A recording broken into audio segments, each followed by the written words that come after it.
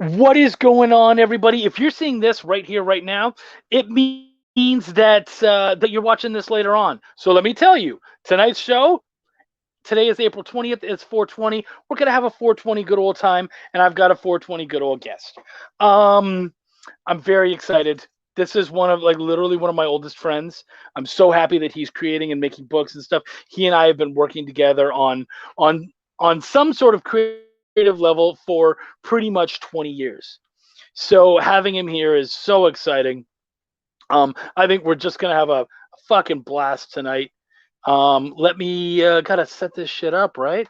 Gotta make sure that I can see everyone. If you guys are out there, share, like, subscribe, show off the show. Um, and please feel free to speak to me. And hopefully in a minute I will be able to see all of your wonderful messages. Edit audience. Boom. And it's public. Cool. And now if any of you guys are talking, I should see it happening. I got a couple of people. I know that there's other shows going on tonight, but hopefully this will be a good one for you guys. Blah. So yeah, I have a really good guest. Super excited. I think we're gonna have an awful lot of fun tonight. My guest is a philosopher, a musician, and a writer. He's got his first comic book on Kickstarter right now. Dude, I think, like I said, one of my oldest friends, an absolutely amazing dude. I think you guys are gonna have a lot of fun with him. Shout out if you're here. Yeah, you know what? Let's just make this happen and see what goes. All right. Boom, boom, boom. Why do I never have this ready? Huh? I'm an issue. All right, guys, it's time. Canadian bacon is actually really good, and it's nothing like normal bacon, and it's better than ham, which you guys seem to call Canadian bacon. I'm very good at writing. I write very well. Yeah, it's Shop Talk. Do some of your audience members like the word fuck? Cool. Then I'm going to keep saying fuck. Because I care. What is going on? Give yourself a round of applause, Charlie. Well, that's Eric. Eric Cockrell did that. And the death metal, like it's the best. It's the best. Eric Cockrell did that. My boy Eric, he made that. Hey Trish, what's going on, girl? How you doing? He got that. I was just like, he wanted to make me an opener, and I was like, dude, go nuts. You know me. And he's like, okay. And apparently he does, because he nailed you, man. He did really good. He did really good. That was tip of the hat, sir. Well done. Right? Hey Mike, what's going on? Of course we care. One of the yeah, dude. Sorry, so excited. That opening is so funny. One of my favorite things at the beginning of the show to do is when I re-add you to the stream, I can see your face there, and rather than just click on your face, I'll just watch the guest's face to see how they react, especially if it's someone new. Like I had someone brand new, like never been on the show before, and it was actually I think it was Buddy. And dude, this guy is like, his history in the industry is huge, and I'm watching this guy, and he's fucking like full on cracking up, and I'm like, all right, cool. We're gonna have a really good show tonight. Yeah, totally. Yeah, let's do this. So watching I guess you gotta know how it's gonna go. Well, and you've seen it. So watching you crack a smile at that's like great. Cool. We have a good amount of people here now. Why don't I introduce you? Guys, this is my boy, Ben Cook. I'm so fucking happy to have you here, dude. He is a writer. Here, man. He's a creator. He's a musician, and he's a philosopher. I had to put it in his mind and remind him that he's a philosopher, because at first you seemed like you were like, I'm not convinced. By it. Okay, but I had a pretty good example though, or reason why I felt like you were a philosopher. Yeah. Well, what was it? So my reason for calling you a philosopher is philosopher. Okay, we do go to school for philosophy, but no one goes to school saying, I want to be a philosopher. You know, like almost never. And it's not like not philosopher. Not these days. Well, and it's not like philosopher is a fucking job title. You know what I mean? And you're like, oh, I'm head philosopher over at fucking Smith Industrial. Used to be a job. Yeah, but how long has it been since that? Yeah, no, we just stopped making all the philosophies. Like, Well, but there's no the screen thing on the is, philosophy. I don't like it. I can't but flip through the thing. it it went like the Just tell me BlackBerry. how it ends. Just tell me, do we reincarnate or what? Just get to the fucking point. Let's get there. I really don't want to ask questions. Just give me the answers Yeah. and we're good. Yeah. You know what? Maybe Alexa, what is that's the meaning? why. Maybe that's why we have as many cults as we have, because they have answers. Oh, for sure. That's yeah. No, there's like oh man, it's like a constant fear that you know. I watched this Alan Moore, guy that wrote The Yep. Watchmen and countless other things. Brilliant dude, brilliant dude.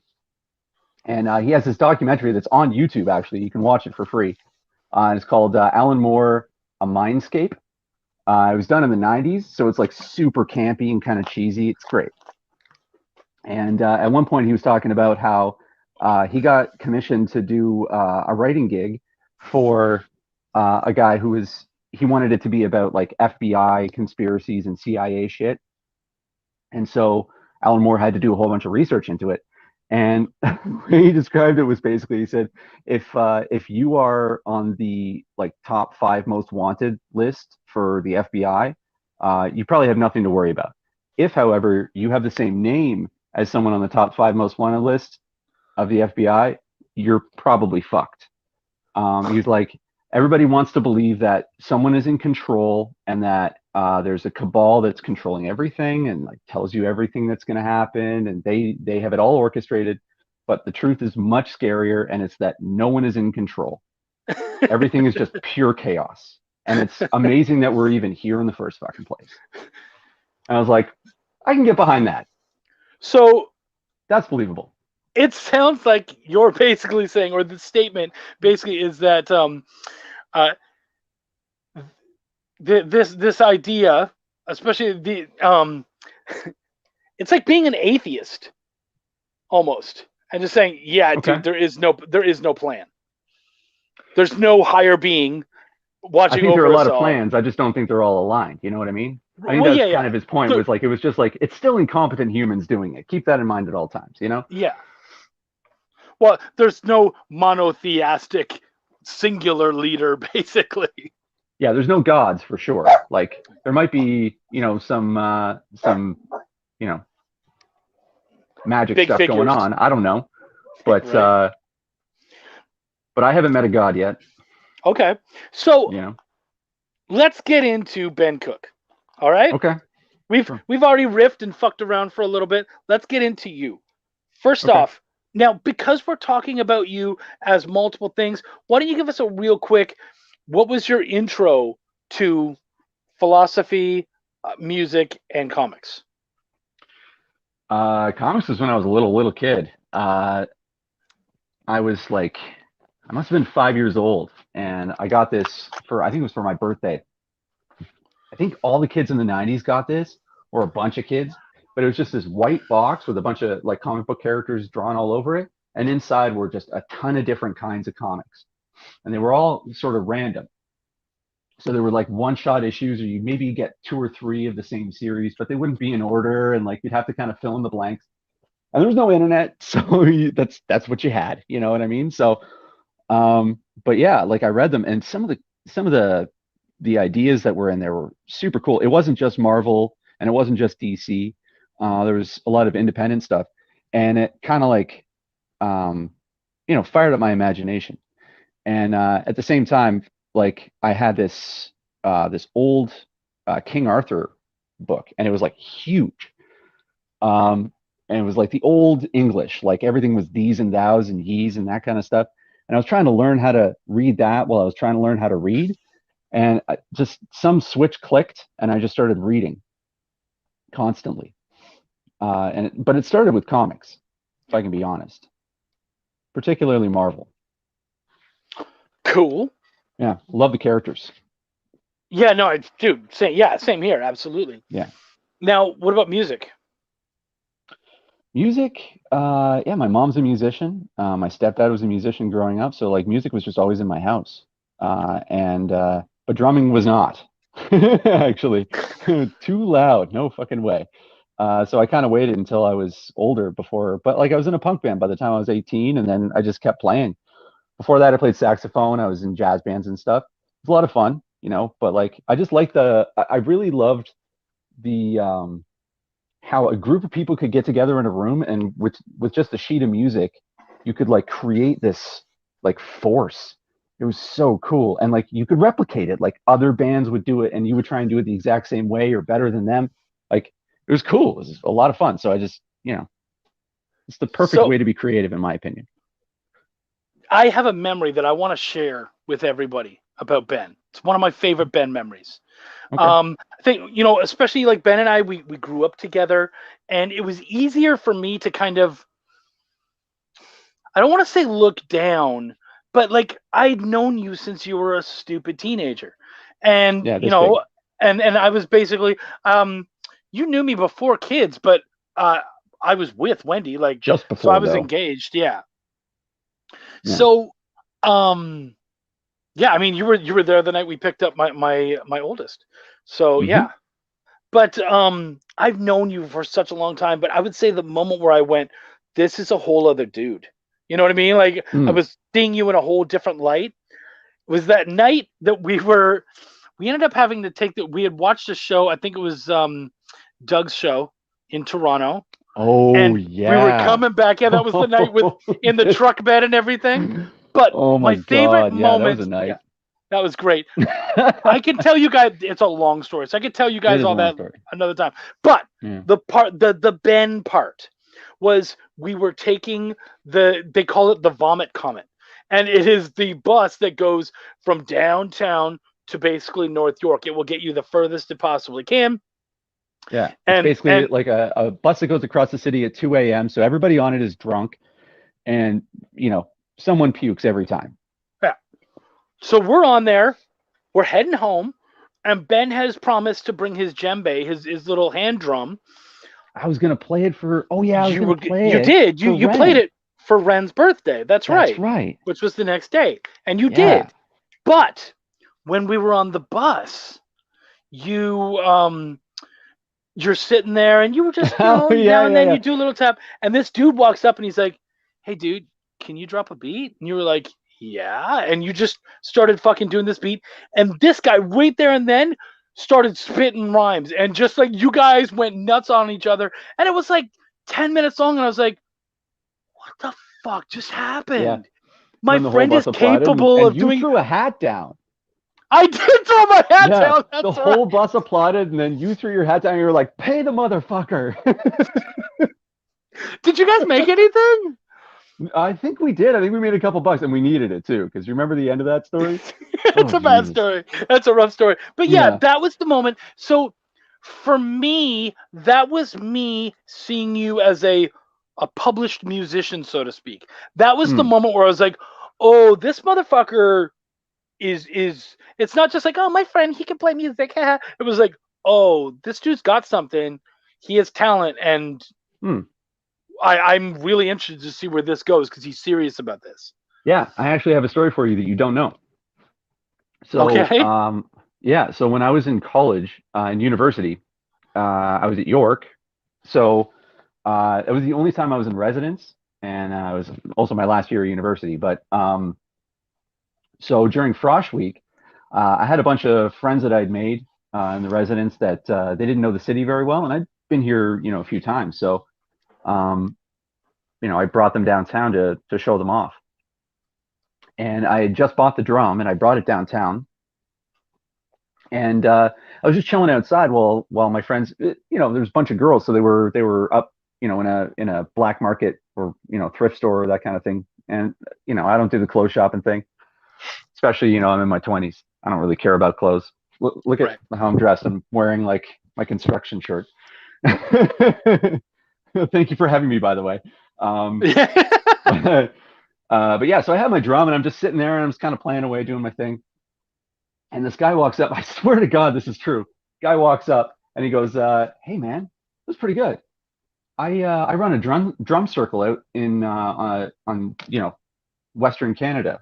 Give me a call and maybe we can get you involved." And I was like, "Okay." I took his card and I put it in my wallet and I was like, hung out with my friends and all that kind of stuff. Just kind of forgot about it.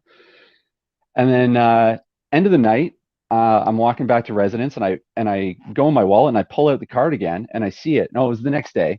But anyway, I pull it out. I was like, oh yeah. And I was with one of my friends that was with me. I was like, yeah, you remember yesterday I had my drum? This guy came up to me and I showed her the card, and she was like, you got to call him. And I kind of like, I looked at the card for a second, and I was like, if I call this guy, I'm gonna quit school. And that's gonna be that. Like if it happens. Yeah. And so I took the card and I ripped it up and I threw it in the garbage. She was like, what are you doing? And I was like, I don't need that kind of distraction. Wow. And I just left it. I regret that. I will regret Really? that to the end of my days. Yeah. I should have called that guy. I realize now that like there's no order of operations. There's no, like, you're not supposed to do things in a specific order. You just do them like when the opportunity presents itself, you take advantage, you try. And then if it doesn't work, you decide whether or not you want to give it another shot, basically, And I believe that you would, if you had followed that, you would have been in like this traveling cult that ends up where they make money from both their drum circles and growing and selling weed, which they like. Yeah, so nothing. I don't know that was the gig that was gonna make you. I think that would have made it. Sounds like my dream, dude. Oh yeah. Okay. Yeah. That could have been interesting. Yeah. Okay. Yeah. So I have some questions here. We have a great fan. His name is Brian Manel. He's an absolutely awesome dude. He's been on a bunch of the shows, checking it out lately. Kira says that cult sounds so awesome. It does, right? Yeah. Okay. I think I'm gonna start that cult.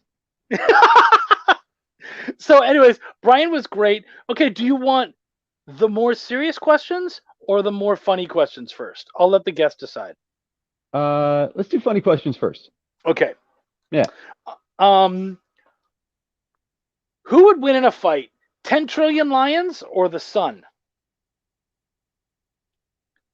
I don't know, man. I might give it to the lions. You think they could beat the sun? Well. Like, they couldn't even get close. Lions are sneaky, man. Yeah, it's probably the sun. Oh, you got my cold side. It's probably the sun. Yeah. That's great. Brian came on the sun. Yeah. Chuck is a goat. Glad you just made me discover Ben. Oh yeah, dude, Ben's a fucking solid dude. I think you're gonna like him a lot, Kev. Thanks, man. Thank you for coming in, guys, both of you. Thank you so much. All right, here's a more philosophical question. Sure. Are hot dogs a sandwich? And what about burgers? Oh, that's a chef question. Why don't we tell them a little bit about our background? Yeah, totally. Yeah, actually, the first time. So when I've known you for a good while, but we knew each other for a few years. But my first kind of kitchen job, we both worked together as dishwashers. It was way back in the day. It was 2001. Yeah, and we worked as dishwashers together, and I ended up staying in the business for a fair amount of time, and so did you. And we worked together a couple other times after that, I think. Yep. But yeah, so oh shit, a hamburger is definitely a sandwich. A hot dog, I think, is a crime against humanity. I don't think it falls in. Yeah, maybe a condiment. Maybe it's a condiment. Wow. Ben Cook, everybody, coming out very anti-hot dog here. I'm pro sausage. You can't be both. I was just going to say, what about sausage on a bun then? Yeah. I'm pro sausage. Yeah. Okay, so if you're pro sausage... I don't think in good conscience, Charlie, that you can be pro sausage and not be anti-hot dog. I'm just putting it out there right now. which brings me to another thing I love. Every time I see you, because I end up Hmm. going to Toronto, I get to go and get street meat, which is one of my favorite Yes. things on the planet. Yes. Toronto street hot dogs are fucking world class, just amazing. Oh yeah, yeah. My Yep. favorite, dish bitches unite. That's right, motherfucker. Yes. Yeah, they Somebody else better calls it. unite. You know that this guy has worked dish because he said dish bitch. Yep. We all know it's dish bitch. We all know that. Yeah, yeah. Well done, Davey. You definitely showed your cred there. Um, Yes. I would actually say they all are. I'm not as anti hot dog. You know what I'm anti with hot dogs? Boiling them. My mom would fucking boil them to cook them, and I'm like, oh, boiled hot dogs. What the fuck are you doing? Yeah, I remember my mom Like, used to do that too. it's Yeah. sweats No on the bueno. bun. Yeah. Oh fuck, dude. No, Throw it's like you have an eating onion, wet dick. motherfucker, or an oven. Throw them in the fucking oven. Yeah. I mean, I wouldn't know personally, but I mean, Well, you know, I've been told, you know. we all experience things. Microwave. Okay, Yeah. microwave is good if you like wrap the paper towels around it and steam it. Yeah, microwave is good. Actually, you know what? We were earlier before we started the podcast, we were talking about shit that uh, we don't do or we don't watch or we don't listen to, and we're like proud of it, even though it's like super hyped up. Microwaves. Fucking hate microwaves. No. I like a toaster oven. I like a nice stovetop. I hate microwaves. I don't know what it is. It doesn't taste right, man. I like a Can't microwave do it. for just for like reheating. Nah, I don't even like doing that. It tastes different when it comes out of a toaster oven.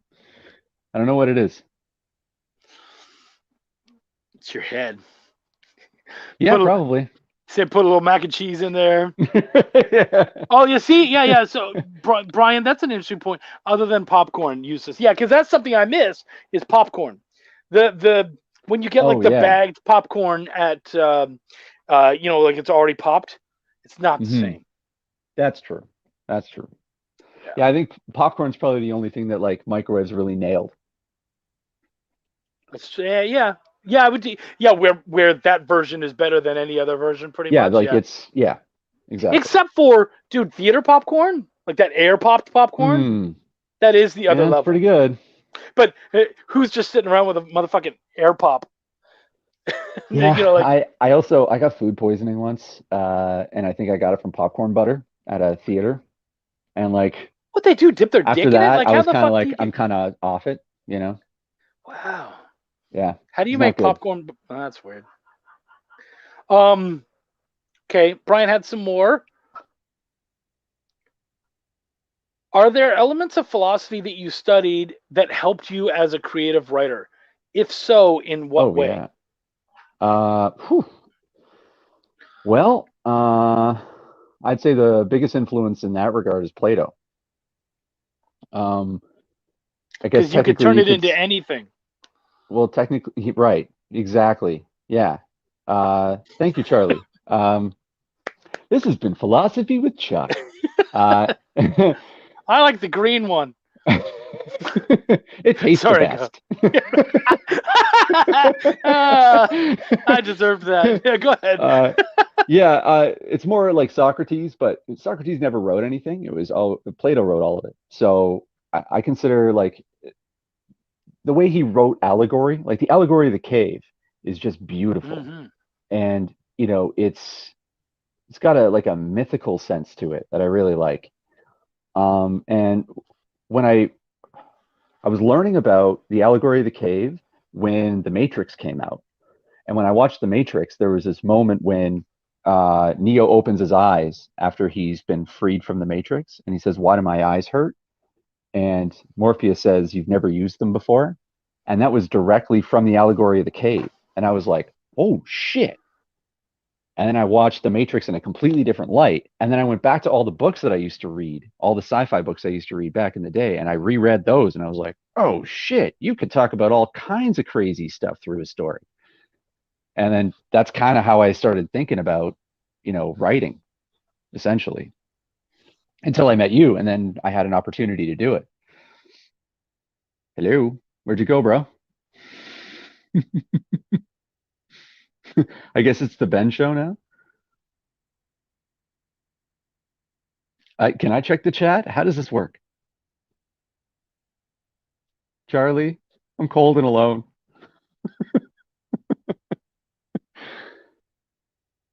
Yeah, I can't check the chat. I have no idea what's going on.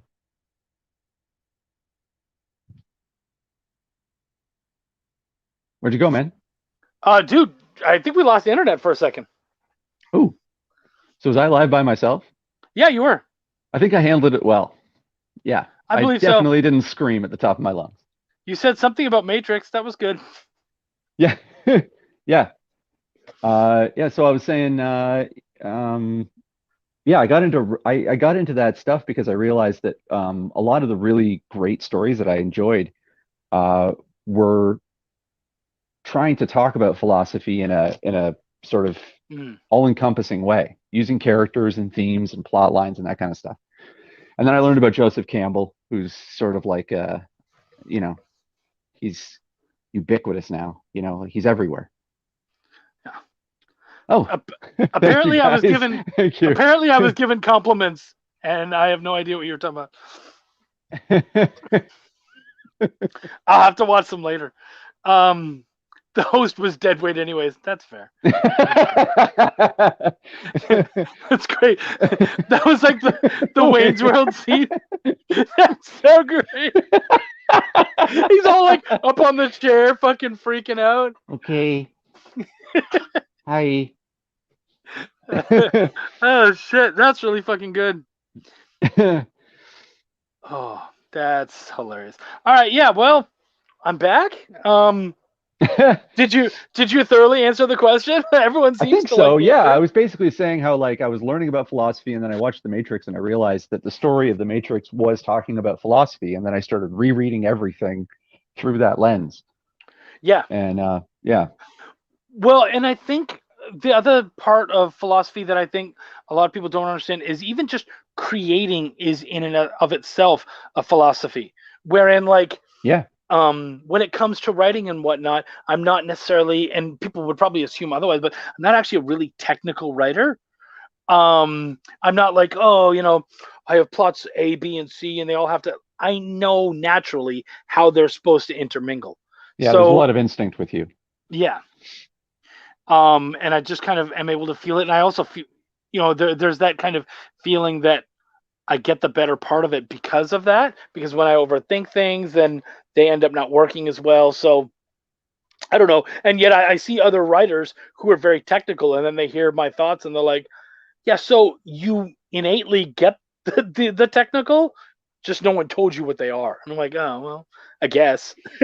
Yeah, I learned that with music theory. So I read this book a while ago, probably 10 years ago. And it was written by a professor of philosophy who taught a philosophy of music class. And he had like studied in India and learned how to perform ragas and mastered Western composition, just a super genius, you know what I mean, in that dimension. And he talked about how like music is actually an innate thing, and what we're studying when we study theory is we're studying how that innate thing works. So it's like in science when you're studying like quantum mechanics, what you're learning is like how the particles interact. You're not like controlling shit. All you're trying to do is figure out how it works. You know what I mean? It's the same with Yeah, music, and I think it's the same with writing, where a lot of the theory is like, okay, for whatever reason, when you do this, this is the outcome that you get. So keep that in mind and figure out a way to break it if you can. You know what I yeah. mean? Wow. Yeah. And like, there's different genres of writing and there's different genres of music for a reason. Some of them try and break the rules and sometimes they fail, and sometimes they stick to the rules and they really nail it. So there's no wrong way to do it. Is it wrong that instantly when you mentioned those, I thought of two very specific genres? Which, So when you said tries to break the rules, I hmm immediately went to jazz. yeah, And when you said one that sticks to the rules, I immediately went to ska. really. Yeah, ska feels very formulaic to me. I suppose it is. You know what? I think this might sound controversial, but I think ska is not a genre. I think ska is a riff. Ye- Which is That's all a all it part of is. that formula. Yeah, well, though, yes, it's a riff, but you also have the horn section, and Yeah, it can be turned into something, but it's a riff. It's just a riff. It's like punk rock. Punk rock has a certain vibe to it, but there's 1,000 things you can do with punk rock. I mean, You know really, what I mean? when you stop to think about it, isn't ska really just white people reggae? No, it actually predates. It's not even white people. It's like it came before reggae. Reggae is Really, what came after. Yeah, yeah. Reggae is just ska reggae half came beat. from the ska Yeah, because yeah. like when you listen to reggae, you're like that is very much its own thing. Early ska. They call it proto ska, which I think sounds so great. Like, Ska beta. Okay. right, ska. Um, but yeah, yeah, ska came first. So like it was music that came from the Caribbean, but it was played at that speed with that sort of particular key change and that kind of thing going on. And then someone put it at halftime and turned into reggae. That's funny. That's so Yeah, funny. Jeez. All right. And Brian Manel had one more question. sure. This is gonna be another one, so probably everything's gonna go down again. Um, I was like, who would win in a fight? Oh no, we did that one. Um, Hmm. what are some of your favorite philosophical ideas and concepts? Are there any that you apply or explore in your work? Oh yeah. Oh yeah. All right, I'll talk to you guys Wow. later.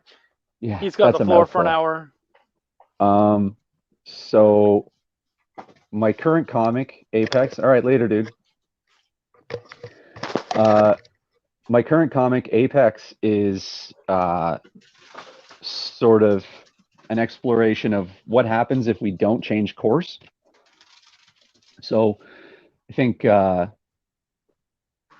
you know, sci-fi. The best thing sci-fi does is it tells us what's happening right now and where it's headed, if it's being done correctly. And not correctly, but if it's being true to itself, I guess. Yeah, and so like uh, I think a lot about nature and nurture. For me, philosophy isn't about answering things; it's about asking the right questions. So, like the way I like approach writing is it's an exploration of an idea. I don't really have an answer. So, like in Apex, there's sort of the human civilization is in decline, and there's the evolution of a predator that eats humans, but they look just like us. It's not a zombie, and it's not like a vampire or anything. They're just like the ultimate predator, but they look like a human.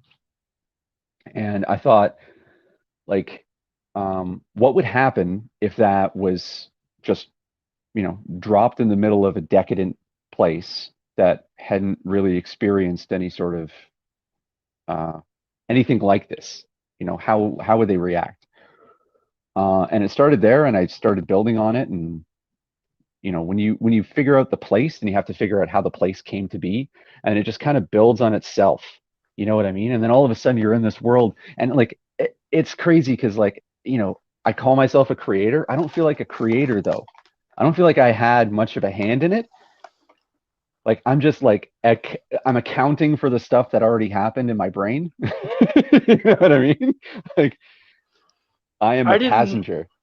I Someone didn't. else is Yeah, in charge. I didn't make it. This came out of me somehow. Yeah, yeah. Yeah. I think it's great too. Thank you.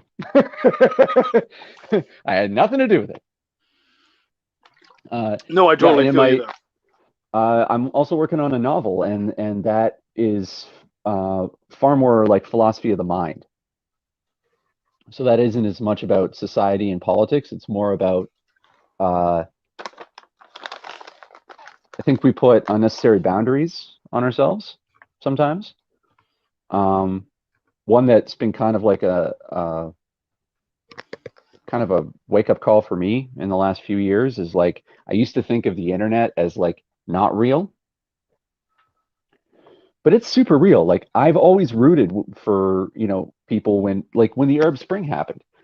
I remember paying attention to that and going, that happened because of Twitter. That's crazy. But then I just kind of went, you just carry on with your life because you can't really experience what's happening in front of you when it's happening. But like I had to kind of reckon with the fact that the internet's real. Like the shit we do on it is real. It's it It can has be a impactful. record. Yeah. Yeah, it can be impactful in good and bad ways, you know? Yeah, yeah, absolutely. Yeah. Um, Hello, how are you? Very good to see you. Davey Lee loved that line. That's a great line. I'm just accounting for what happens in my brain. Thanks, man. Andrew had said this is the greatest comic talk ever. I don't know if you're being sarcastic or Thanks. not. Sure. Well, because at the time we haven't been talking about I'll comics a assume lot. you're being nice, and if you're not, I don't know. If Fuck you're you. being sarcastic, it's because we're talking about creation. Yeah, That's sure. usually the way of it. But if it's just like, oh, you're like you've never heard it get here, well, thank you. We're having a blast. Hmm. Um, Happy 420, everybody. the IRS can't touch those calculations. Yeah, exactly. And they'd find a way to make us pay anyways. Brian asked, Right. "Do you build your world as you write, or do you have it pre-planned?" I don't. It's so hard to. You know what? I find that I discover the world through the characters just as much as I create. Um, there's one. Go ahead, man. Go ahead. Well, I would say actually that you do a little more world building than you're admitting here. Okay. I mean, you remember like the book that I think it's the book that you had now. You've been working on that for like 15 years. 10 years. 10 years. Okay.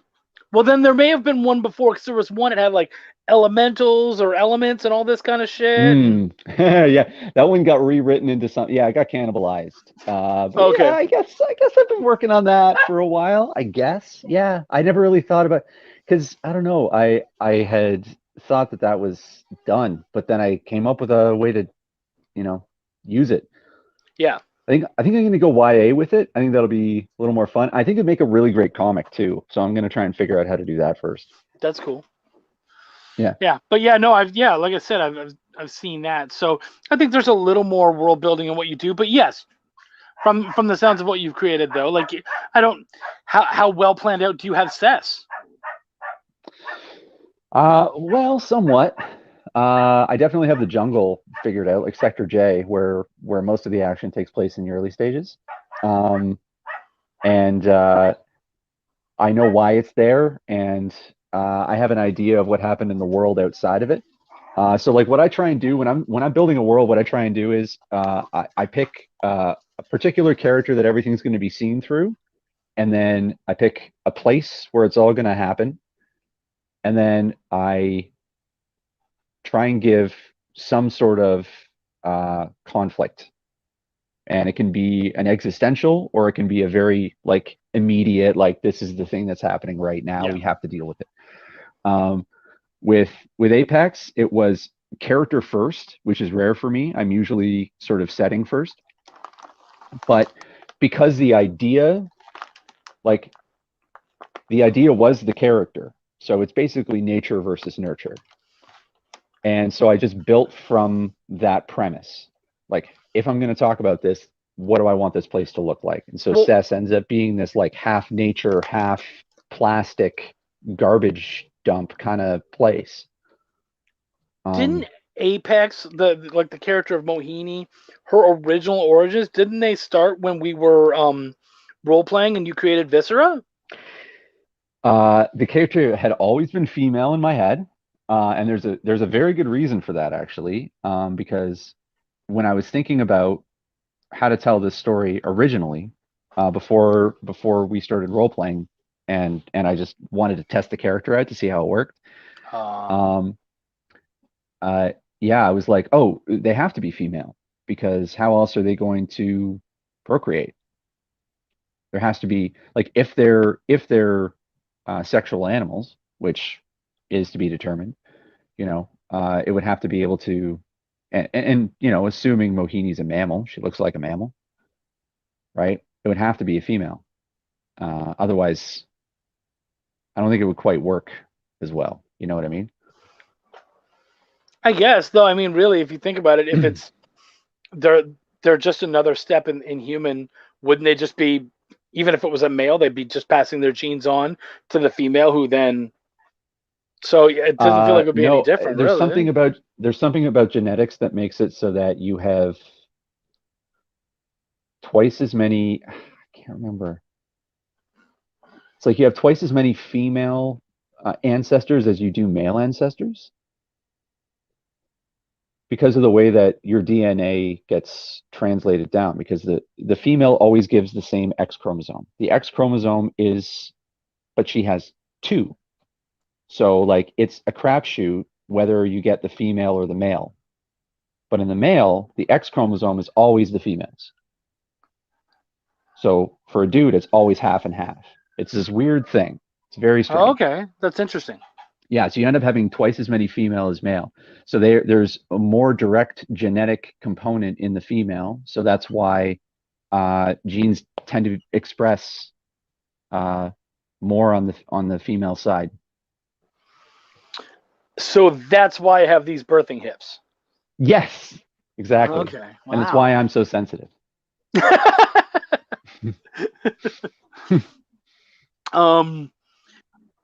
We had some good ones there. Sierra Nova, he said, I do both, though our comics are heavily based from our video game and vice versa. Yeah, dude, you would do what you do what I would call. He does, if you've seen his stuff, he does like fucking hyper realism almost. Like he's created his own world. Like he has his own pop companies and beer companies and whiskey companies and stuff. And you're like, cool. Whoa, okay. And yeah. Like it's, yeah. They're like hyper continuity, basically. They even know, like, they have a map with all the properties, and I'm like, enjoy that, because that is not for me. For the novel, I took a map of the world and I drew out like, political lines and all that kind of stuff, so I could figure out what was happening. Nice. So I do that. That's really cool. I did the same thing with Apex, actually. Like when it comes to like, I always like, every place has a history, right? So that's like a really important aspect. It's like you got to figure out what the important history is. So what I usually do is I pick like 3 major events as like the focus of why things are the way they are to some degree. And then I kind of, with Apex, I didn't even have necessarily a plan. There was just like a couple phrases. Like I just started writing because I was like kind of in the sci-fi space, and I was like, just start writing random stuff that sounds sci-fi-ish, right? Like that was the level that I was at for this, and it was like the proxy wars and the second Holocaust. And I was like, oh, that sounds okay. Now, what the hell would that be? You know what I mean? And you kind of build on that. Wow. Yeah. Alfie, this is kind of funny. He says, I don't know if this is your best show, but it's the most fluid. The nice thing is that best to one, right, it's the weed. It's the weed. I had this like big thing in my head, but I'm like, I don't know if I can even remember all of that. Let's just say it's the weed. No, the thing about best is that it could be anything, right? Like someone might say the most entertaining, someone else might say the most insightful, blah, blah, blah. We're just doing a little bit of all of that as it comes to our drug-addled minds. Kira says, I have to get to D&D now, which sucks because I'm enjoying this, but I just wanted to say, if you're having a philosopher on, a poet would be an awesome next guest. Yes, aren't you my next guest? Kira's coming on very soon. Regardless, I'm going to have to look sometime. But yes, we are having her on very soon. Awesome. And Brian Munshaw mentioned the mitochondrial DNA. Oh, that's right. That's what it was. It was the mitochondrial. Yep. Now I remember. It's nice to have a doctor in the crowd so that they can be like, sure. So stupids. This is what it is. You're like, oh, thanks, dude. Thank you. I think some guy at a party. I was really drunk. I can't remember. He was the guy at the party. That's the great thing. Totally. He was the guy. We just remembered a small part of it. Thank you, Brian. And Brian is a hometown buddy of ours. Davey, do you start your world at the recent fall of an empire? Actually, sometimes I do. Uh, I guess if one that's an fell, interesting right? question. That's an interesting question. In the novel that I'm writing right now, I part of the reason why I wanted to write it was because I was always like, they always tell the story after it fell. I want to tell the story of how it fell. Like I want to Yeah. witness the collapse. So that's how I approached that one. But yeah, I'm not a sunshine guy. I'm not like things are going great in my stories. They're mostly tragedy. So um yeah, there's a couple fallen empires here and there. Right. Yeah. So I kind of to, like I sorry, go ahead. no, you. I was Okay. about to change the subject. You go. Okay. I just kind of I'm one of the things that I'm excited about with Apex is that I get to approach it from the perspective of something that uh it seems kind of dark because it's about like a you know someone who eats people, but it's to me it's about like nature always finds a way. There's always like we can either work with her or we can work against her, but she always figures out some trick, you know? And to me that's kind of hopeful because we are also part of nature, Yeah. you know? So Well, with and that one I'm we trying to certainly focus on need to that. be. Yeah, and we certainly need to be kept in check. We do, yeah, everything does, right? Arguably that's why predators exist, Yeah. you know? Yep. So because everything was going so fluidly, as Elfie had said, I'm going to destroy that. I'm gonna put my Okay, my I'm hand in gonna the get into pod. some of my munchies. So I did Good. this thing. I did This this is thing. perfect. I went to this place. I got jelly beans and I got wasabi beans, and they're in the exact same style of bag. So I'm gonna surprise myself while I'm stoked. You're not even gonna look in. You're just gonna go. I just, yeah, yeah. I just want to. I want to hate myself. Is I what I love want. that. Oh, I think that's perfect. You know what though? It only ends. It only ends badly as a surprise in one specific. Because if you grab the first time, you're like, "Oh, this is sweet. This is terrific." You know what the other bag is. Yeah, But if yeah. you But grab the that's what wrong this is one for, first, right? That's what this is yeah, for. that's true, right? So So in like, an hour, you'll I'm like, forget which one oh is it. God, what the hell is that? That's great. Oh, Davey, that's brilliant. He said, if you mix them, I'll be impressed. I thought about it. That's I actually, did, but I didn't want to ruin them, like because then like no matter what I do, even if I go through and I pick out afterwards, like because like it's only funny because I'm high. Like tomorrow morning, I'm just going to be annoyed that I spent this money. You know what I mean? And I'll have to like go through and pick out all the beans and all the wasabi peas, and all the wasabi shit's going to be on the jelly beans. It's going to ruin everything. It's just not worth it. But yeah, I thought about it for sure. so because it's 420, um, I decided, see, I'm in Texas, so I got to at least be smart about what I'm doing. So you won't see me smoking. But what I did do, Davey Lee says, Ben, you're busting my balls. What I did do is I wanted to bring you guys something that I thought you guys would appreciate, whether you're a smoker or not. I showed this to Ben already. This is my special pipe. And what's special about this is that it's the motherfucking Infinity Gauntlet. And I feel like, you know what? When I smoke, I can change the world. So yeah, I had to show that off. Yep.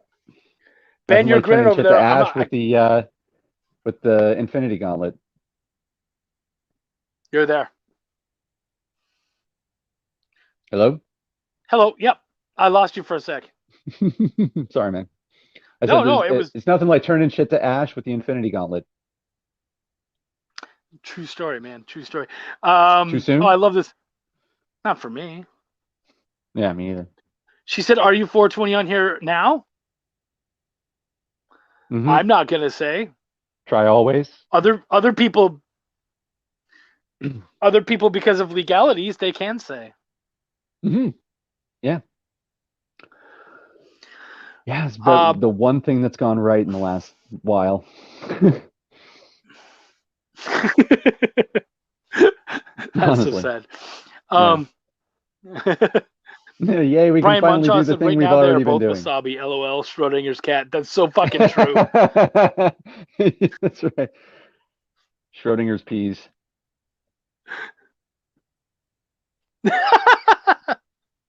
That's fucking good. Dave said he prefers the wood tip. Would I tip feel what? you. I think he's talking about the pipe. I'm not sure. Mm,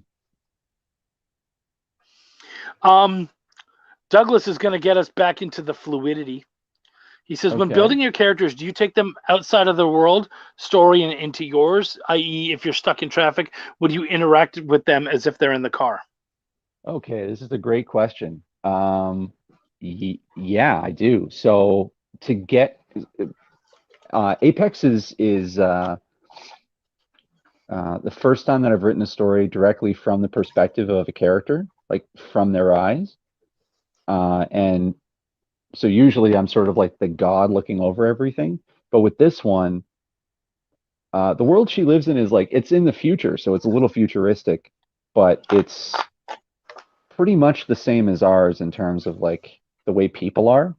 So I spent some time like just kind of walking around and trying to like imagine how I would see the world if I was a different species, and I kind of like just try and get in that headspace and try and look at things and I would notice different people as well when I was doing it, and I would kind of like try and fit them into the context of the world, because there are people that they're on that sort of like hunter level. You know what I mean? When you meet them, you're like, whoa, that guy's intense. Yeah. And I like kind of like, if I'm in public or I'm on the subway or on the bus or something, I'd like keep an eye on them and kind of study their mannerisms and take it into context. Yeah. There are patterns. You're kind of just Yeah. exploring patterns in a story. So For me, Link is when I'm alone in a car and I don't have to be nice to anybody. I've known Link for a very long time, actually. I think I think I've had a front row seat to the Link show for years and years. Well, because we know each other so well, there's things I can say to you that I cannot say to other people.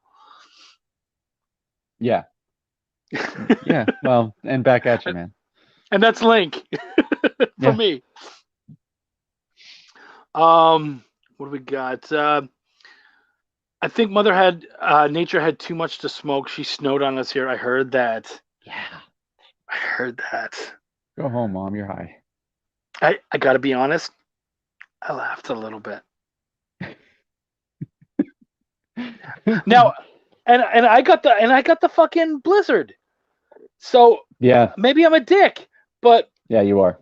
well, I think the blizzard's just karma for every time I laugh at you guys for getting smoke or for snow.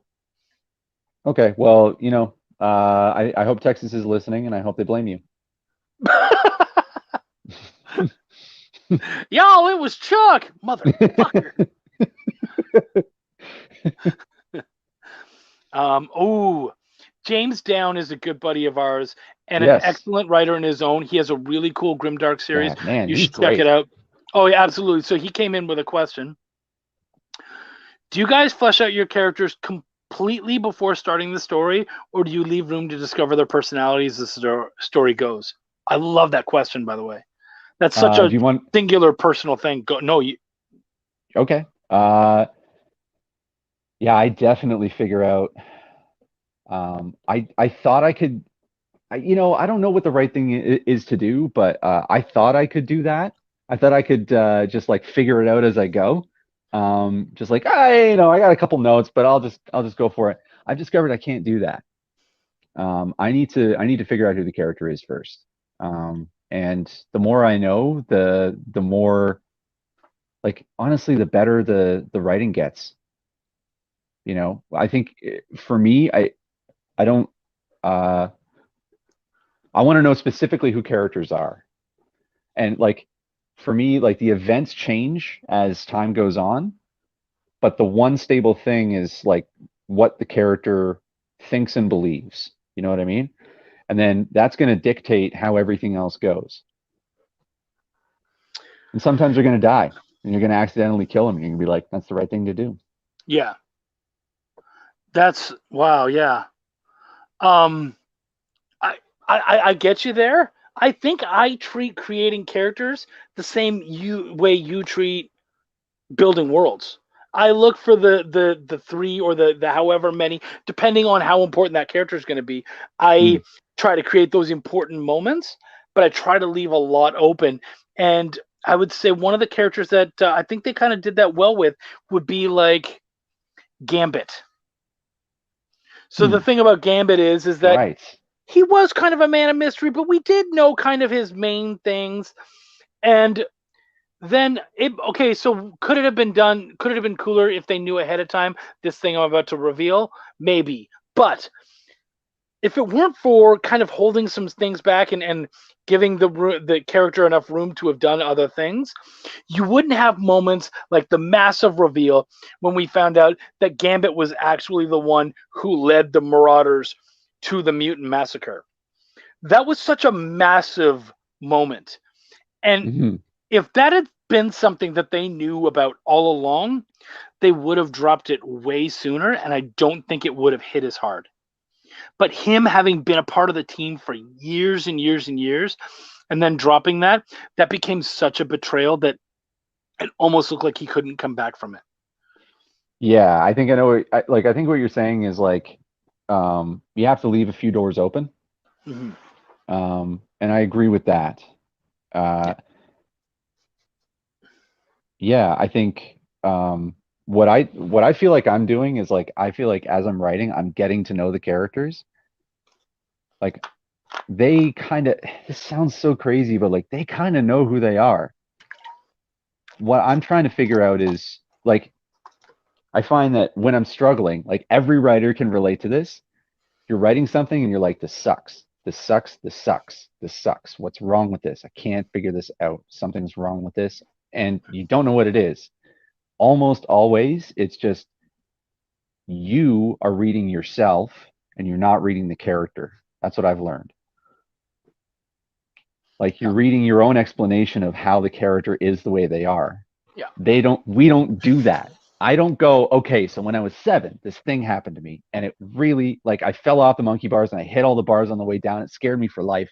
And I think about it every day. Like you're not doing that. You know what I mean? No one Yep. no one would ever get to know each other if we were like this.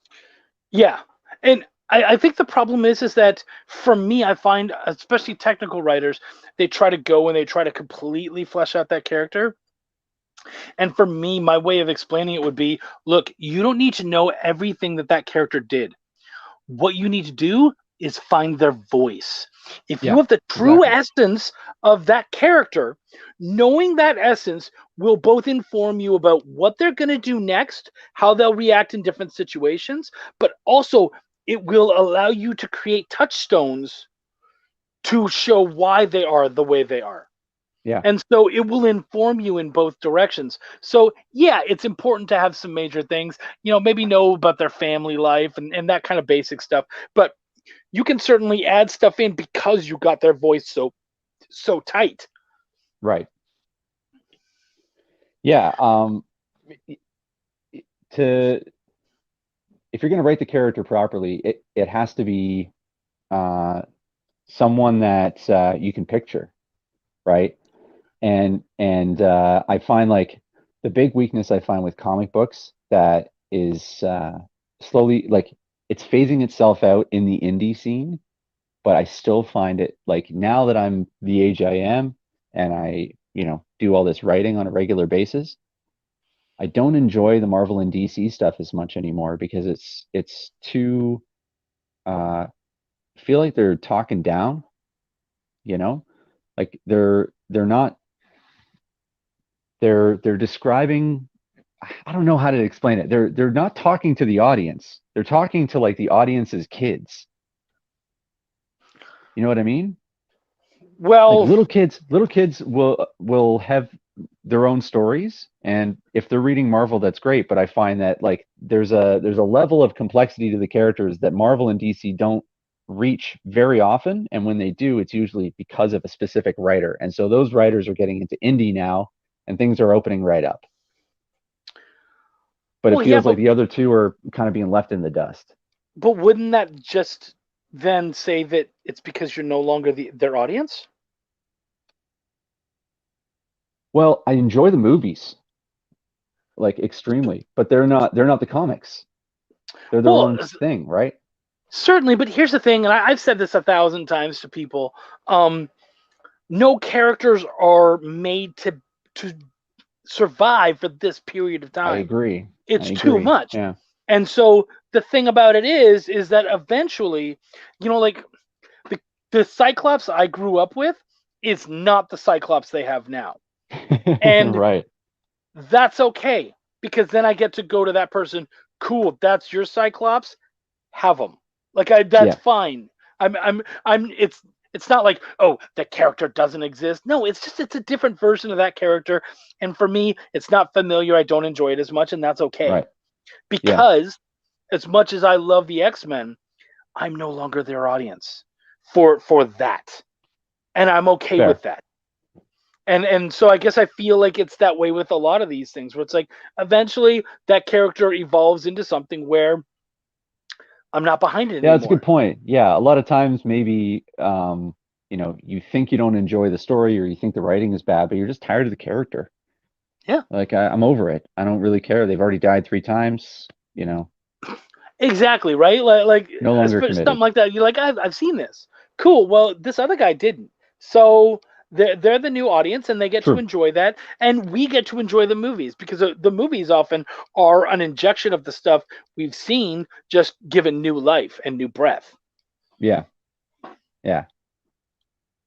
Sierra Nova Comics said, I used to have in mind what characters I was gonna get rid of or kill or whatever, but while writing what Ben said, I find out what I'm going to do to them. Yeah, yeah. Like, I think the Yeah. thing is that, and we've all said this before, you create plans, but you have to understand that those plans are mutable.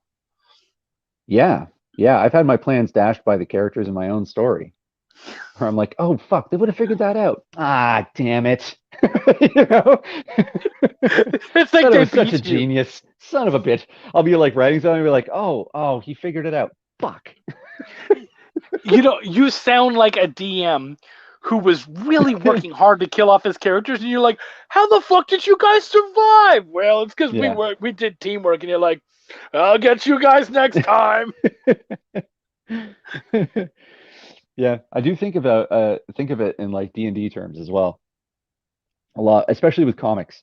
Like you know, each scene is just like an RPG. You know what I mean? And you got to know who's in the room and what stats they've got, and like what their strengths are and all that kind of shit. Yeah, Yeah, it's very video game like in my head. yeah, no, I totally get that. Yeah. Sierra Nova said he was going to kill this one guy that is in issue 2 off of the Sierra Nova Chronicles much earlier, but because of issue 2, we like the character, so he's sticking around a bit. Yeah, exactly. Yeah, and Spoiler alert. sometimes they kind of reveal themselves, and you're like, oh, this guy's kind of cool. I did that with a couple characters that were kind of throwaway in the comic. There's a guy named Roach, and he was just a junkie. And then I was like, oh, this guy is actually quite useful. As I started like working out the future issues, I was like, Yeah. I kind of need this dude. That's cool. Yeah. Alexis came on. What's up, Alex? She said, Crafts and Chuck tonight. Hey, good to Nice. see ya. Davey said, I put my characters in situations, but telling characters how they need to feel is difficult. They seem to negotiate for a better story. Yeah. That's a good way of putting it. Yeah, it does feel like a negotiation. And of What do course, you think? certainly, especially the longer that you've inhabited that character. I'm Hmm. interested. Did we get jelly beans or wasabi? Jelly beans. Ah, dang. certainly the longer that you've inhabited a character, the more they're going to be able to negotiate and say, no, no, no. Yeah. I'm more like this. Mm-hmm. Yeah. Coconut jelly beans. I'm not sure if I'm a fan. Yeah, that seems strange. Trish called me an ass. I think that's because of the weather thing earlier.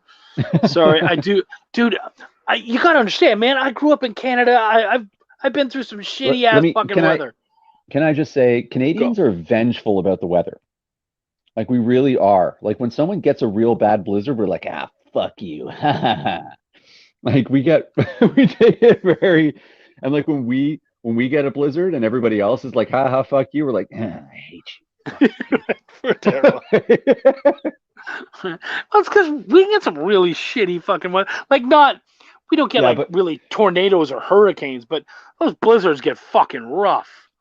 Canadian winters, if you've never experienced a Canadian winter, you don't understand what we're talking about. But it's like monsoon season in India.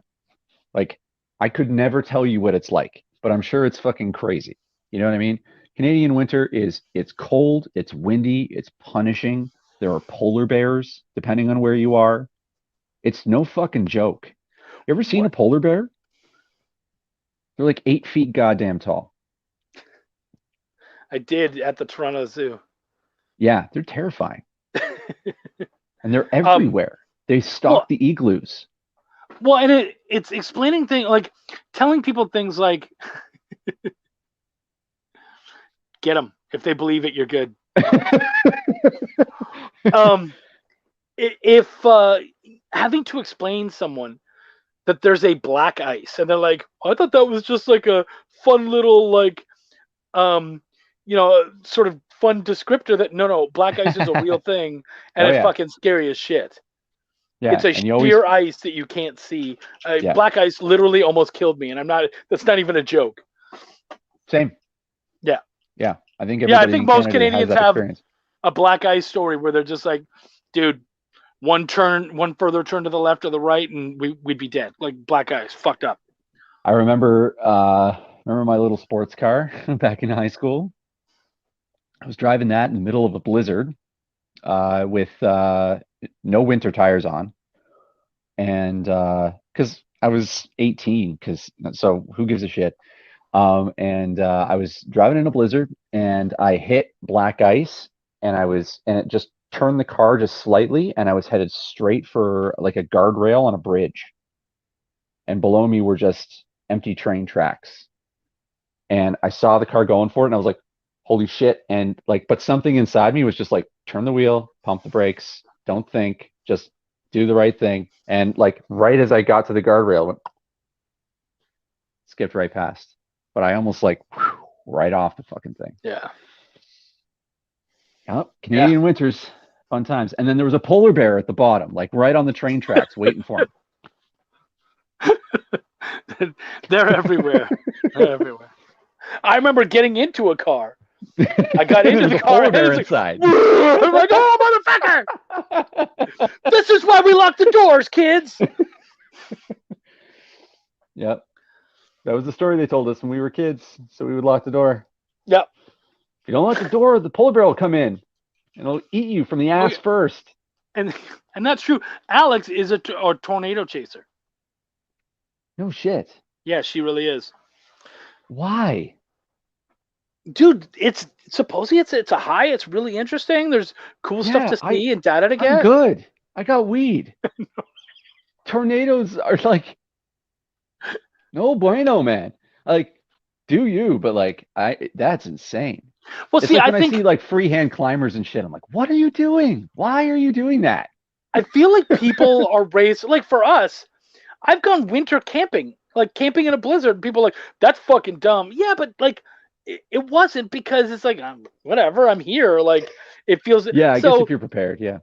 I feel like so many people have like you've been around tornadoes. You're fascinated by them because you've seen them, and you're like, okay, I feel like I can understand its laws a little bit and watch it and dodge it.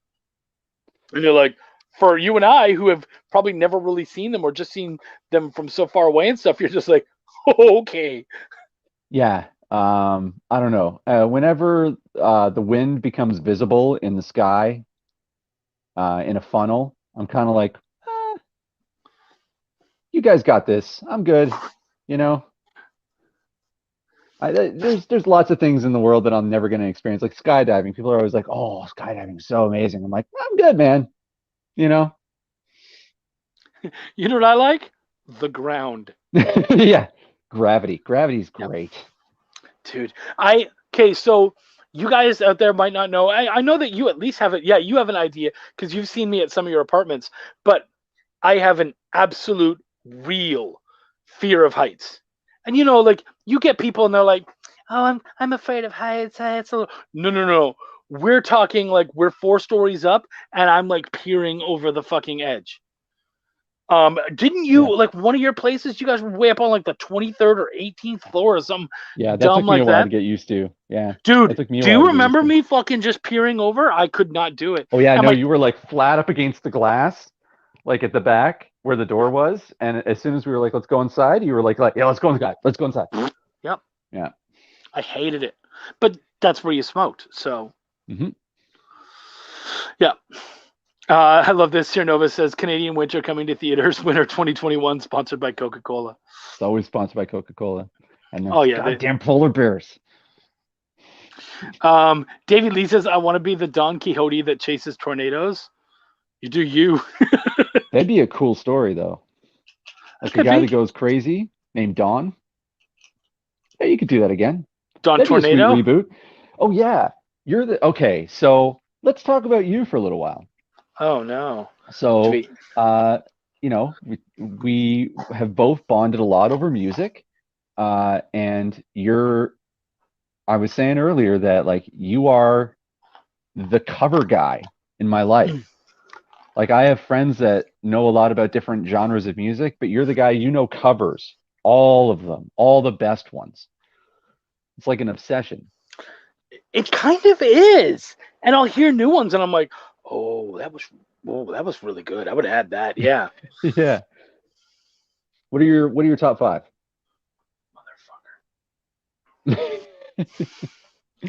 Okay. So Gob is a Okay. Oh punk yeah, band. God. Gob is a punk band from Vancouver. And even though I'm not a humongous punk fan, I do love punk. And their version of Paint It Black is fucking ridiculous. It is. I don't like the. I'm not a huge fan of the Rolling Stones because I find that the Rolling Stones just write really interesting songs that other people end up playing better. So, Yeah. and for me, That's a perfect way of paint putting it. right, and for me, Paint It Black is this dark, heavy song, and they're like, da da da da da da da da da da da, and you're like, why are you smiling, you fucking reject? Like, what are you doing, man? Hmm. This is not a happy song. You're fucking. This is like Goth Junior. This is the original Goth. Why? Hmm. Why the fuck are you not these lyrics at least? So I felt like they got that right. Um, who else? Oh, Machine Head does an amazing cover of. I know that you're not a huge fan of them. We talked about this earlier, but of "Hallowed Be Thy Name" by Iron Maiden. Absolutely Yeah. brilliant, just beautiful. Um, oh, you know how Disturbed does Sound of Silence? Yeah, of Not course. on my list. Stop playing that fucking song. Oh my gosh. Anybody who thinks they know anything about like even like, oh, I love music so much. Oh yeah, what's your favorite song? Sound of Silence by Disturbed. Oh, shut the fuck up. Oh. So my buddy, a good friend Viv, he has this game that he likes to play with his friends where I can't even remember what it's called, but basically it's like a YouTube competition. Everybody that wants to play, it's the kind of thing you would do at a party. Remember back when we had parties? Mm. Um, so if you have access to YouTube, everybody competes to show off a live performance of two bands on the same stage performing a song, or like two, like a band and a like a famous musician performing Yeah. at the same time. And so he and I played together, and I realized because of you, there was a couple that I knew about just because when we were hanging out, we would always like just look up on YouTube all the live bootleg stuff back in the day. Yep. And so like I started going through my list and like honestly, dude, 3 times in a row, he was like, "You would have won the game with that." He's like, "You should save that for the end." I was like, "You think that's the end? Okay." I'm about to wreck you, son. Yeah, dude. Yeah, it was fucking amazing. Yeah, like System of a Down doing Shame by Wu-Tang. Oh, yeah, yeah, yeah. And like Method Man and Redman did the RZA did a couple verses on that. It was yeah. I don't remember the band, but there was this like bluegrass band that did Gin and Juice that was just ridiculous. I remember that. We listened to Yeah, that for a while. it was such. Who was that? I can't I feel remember like it now. was Fish. Yeah, but it wasn't quite. I believe there was like a member of Fish who was Yeah. a part of it, but Fish yeah, was yeah, it was like 6 degrees of Fish. right. The rolling, yeah, okay. they wrote Yeah. they wrote amazing songs. I just don't think they played them. Um, Alex said she learned everything that she knows from Twister. That's pretty great. Trish said Mike had to grab my belt loop. I was trying to get to Samuel L. Jackson from the 24th floor, LOL, at Comic Con in San Diego. Yeah, girl, I wouldn't even probably be in the elevator. So yeah, we're not on the same level. Braden brought his own weed. That's great. Nice. The Doors were talking about sex was death with that instrument I can't name. Oh, I'm not sure what you mean. Yeah. She loves System of a Down. Excellent. They've done great Yeah. covers. Their cover of Metro is stupid. Oh yeah, dude. I think it's better than the original. Snowblind too. Yeah. Oh yeah, absolutely. I like that better than the original. Mm-hmm. Yeah. So that would be on the list as well. What, Snowblind? Probably. No 'Cause shit. it's better than the original. Yeah. Ann Wilson did a cover of Immigrant Song that is just Oh yeah. epic. So good. Oh, dude, she just killed that song. And it's the thing is that it's fucking Zeppelin. Like you shouldn't be able to cover Zeppelin and you go, what the fuck was that? Like they just did, yeah. Ooh, and you know what? Just for the few. Oh, actually, I did mention this one earlier. I'm going to mention. Oh, if I have to go a cover of one of Rush's songs, as much as I'd love to go MSI because that was a really good Yeah, one. that was a good one. It was good, but Primus doing YYZ is so much better. Oh yes. Oh my God. Yeah. Yeah. That's the one I hear in my head when I try and play it. Dude. Yeah. That drummer for Primus, he doesn't get enough credit, man. He's out of this world. You're right. Yeah. And the guitarist, hell. Oh yeah, dude. Yeah, the whole band. Yeah.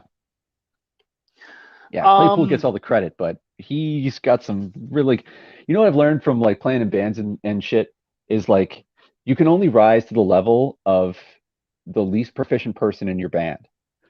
You know what I mean? Mm-hmm.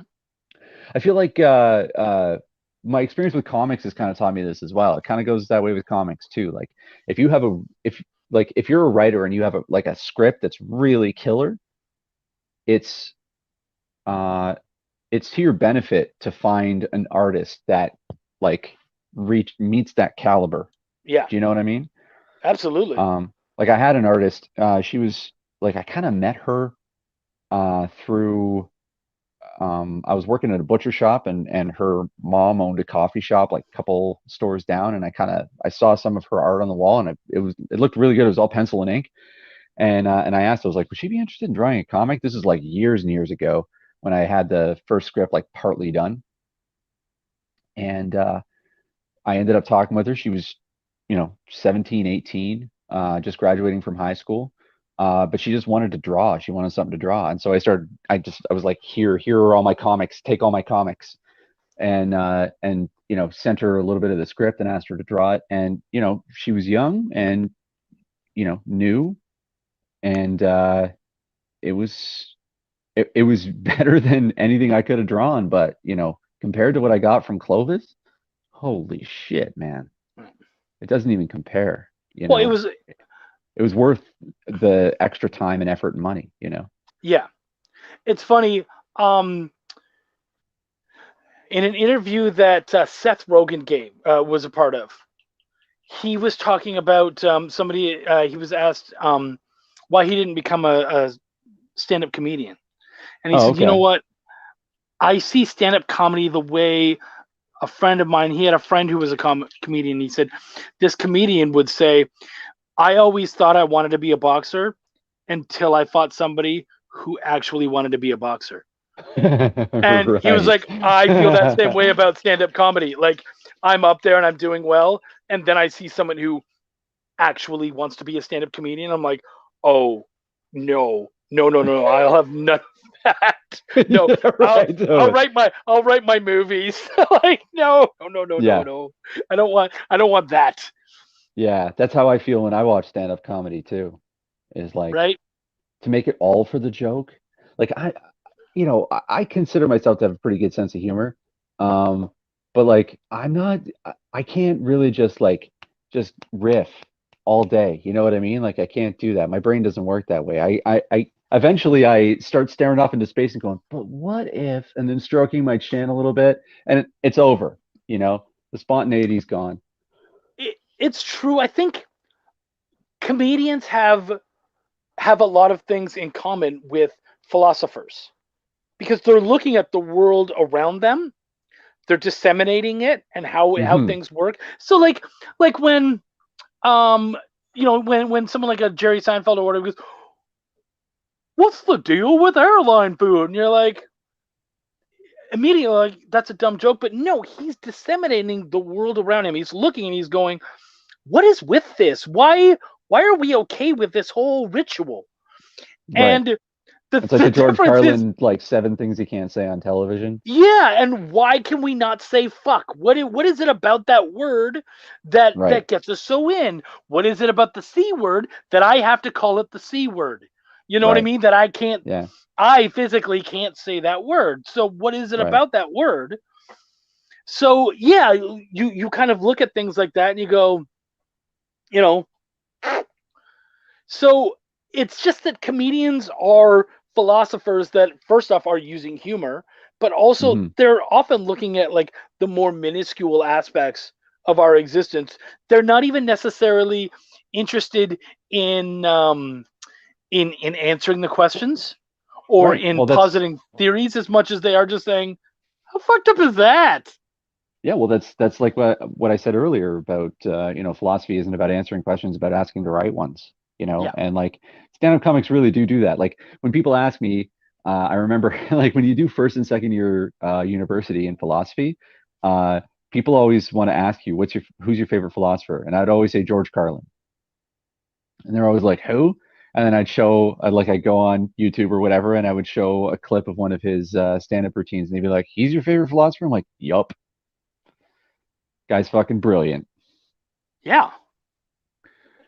Like the way that he thought about the English language and the way he looked at religion, the way he understood, like he was the first guy that I ever saw on a stage with a crowd of people cheering him on, saying like, this is all a racket, bunch of rich assholes are in charge. No one cares. No one wants your vote. You like keep going to work. That's all you're here for. You know what I mean? And Yeah.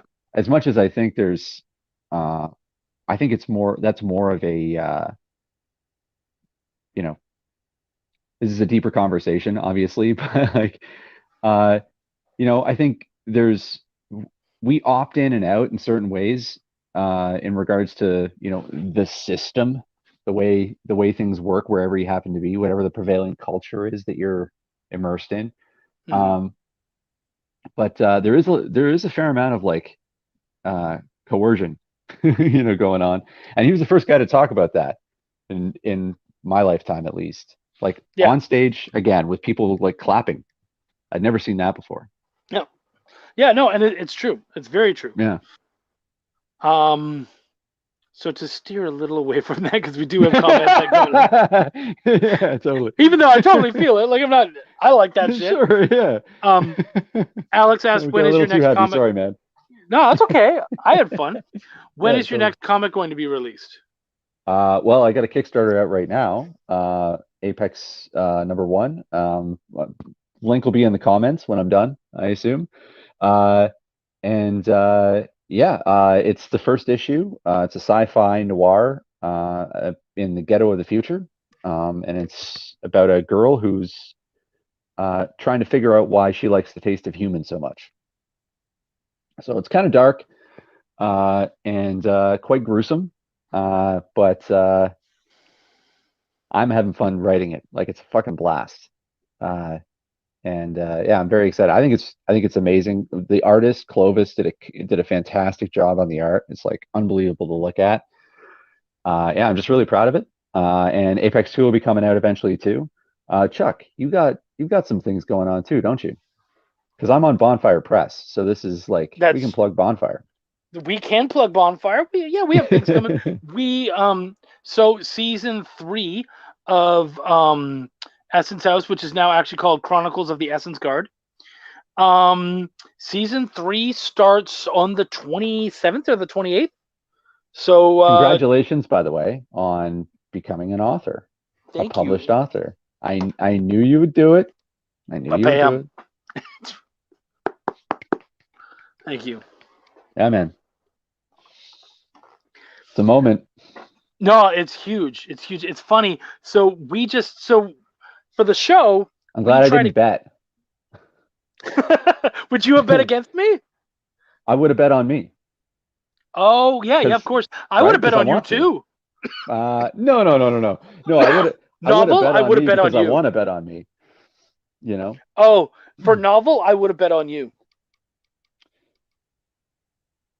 Thank you. Yeah, no, I Yeah. definitely would have bet on you for novel. Yeah. Well, it should have been. Anyway, sorry, you were talking. I interrupted you. I don't know what I was saying. Drugs. Oh, Weed. with Chronicles of the Essence Guard, because season 3 is coming up. We have season 1 is written, recorded, and ready to go. It's already set up and ready to go for next week. But then also, what is it? Episodes 2 and 3 are both written, edited, and sent out, and we're working on 4. So Oh, it was funny. amazing. We were talking about it the other night, Eric and I. Author Eric Cockrell carried him on that project. Boy, did he ever! Poor guy's back is broken. He's in a I know brace. how it feels, Eric. Don't worry. It only gets heavier from here. Yeah, that's right, Braden. Hashtag Team Chuck. That's my boy. That's up. What's up, Steph? How you doing, homie? Bust my balls. I love it. We realized that already having done 3 episodes, that basically means that we're a third of the way through the book, or sorry, a third of the True. way through chapter, through season. It's through this first half of it, basically. So Yeah. effectively, we're, I don't know, getting towards being a quarter done already. It's like, oh shit. All right, that's pretty great to kind of already look ahead and think that, and Eric and I were looking forward and we're going like, huh, so when are we probably going to want to do the Kickstarter for the next one? Because we already know, because now we're on this every 2 weeks, a new chapter has to come out. We already know Right. when it's going to be done, Do you and we have find to be that sort of prepared for pressure that. helps? It does. I like Yeah. it. Yeah. And now, do I push my deadlines? Yep, I do. Especially, Mm. just life and stuff. It's very easy to push it. Um, is Steph Wilson picking on you? Steph Wilson picks on everyone. That's the fun part of them. Who here is some part of Team Chuck? You guys all are. I love y'all. Master of Coattails. That's right, man. But am I writing yours or yours? Master of coattails. Am I writing yours or you're writing mine? Because I think you guys are all just sitting on mine. My name's pulling you. Not I at all. think Not at all. I would safely say that in terms of coattails, you give and receive. I'm the perfect lover. Is that what you're saying? Now, you're quite gentle. I both give and receive, and I'm gentle. Uh, my kiddo's in here, but I don't know what they're trying to do. You're what? Okay, well, it's past your Oh, bedtime. looks like we've lost Chuck. So, how's everybody doing? I can't see the chat. What is he doing? Um, Chuck gives a lot. You're welcome for that. That was a lovely night. Chuck is the reach around. Well, thank you. What would everyone talks about their first reach around? So Chuck, reach around Pino. It's I high like school all over again. it. I'm sure we were going to talk about something. Oh, here you go. Apex. Oh, nice. Yeah, thank you. Thank you. You're the best, hon. That's a mic drop done by Trish. That's great. Her husband is usually the master of that. Way to go. I appreciate your services. Yeah. Yeah, and if you guys want to check that out, I'm very happy with that book. I think it's going to be great. I think you guys are going to enjoy it a lot. I'm going to say hugs and kisses to my kid because I'm busy. Come on. Yeah. Love you. Goodbye. Okay, and can you put the dog in? And now we're going to move forward. Chuck reached around for my Pinot, is what Brayden said.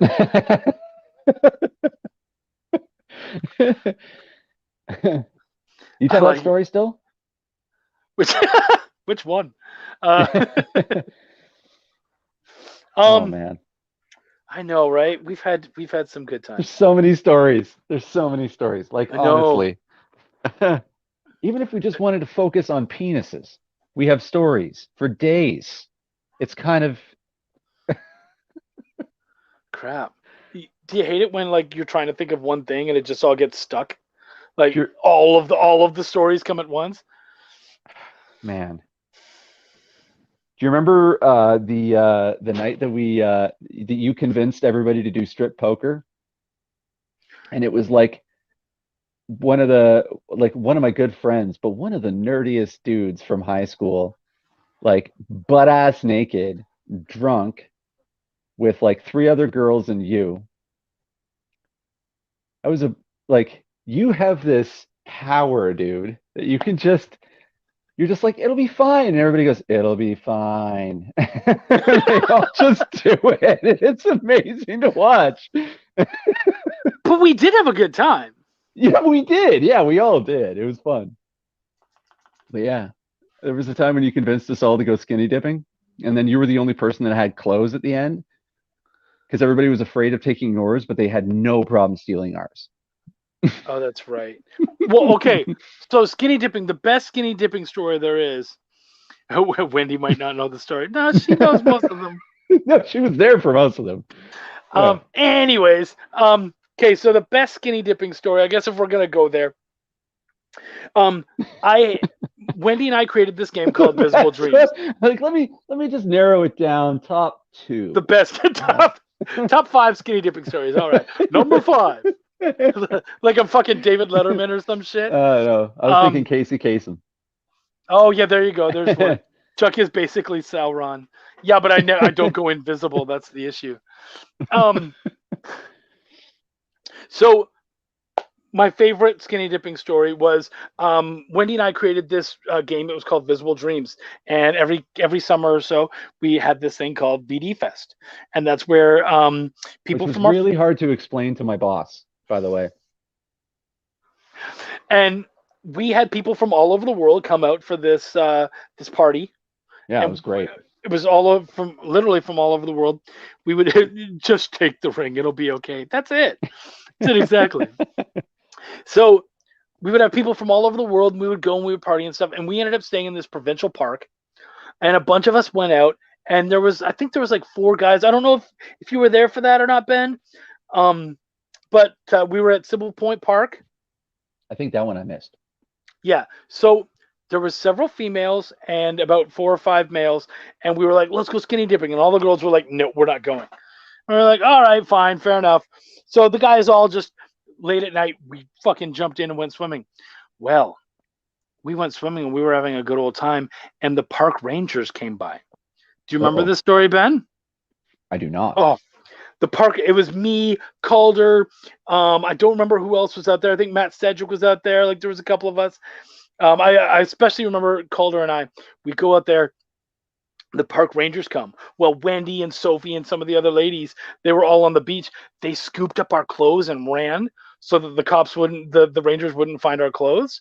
So now we're stuck in the water. So they go and they're in their truck and they hit the beach. And I'm like, guys, you got to be really quiet. And they're like, okay. And all of a sudden I see, and they put a fucking spotlight out on the lake. We're like, oh shit.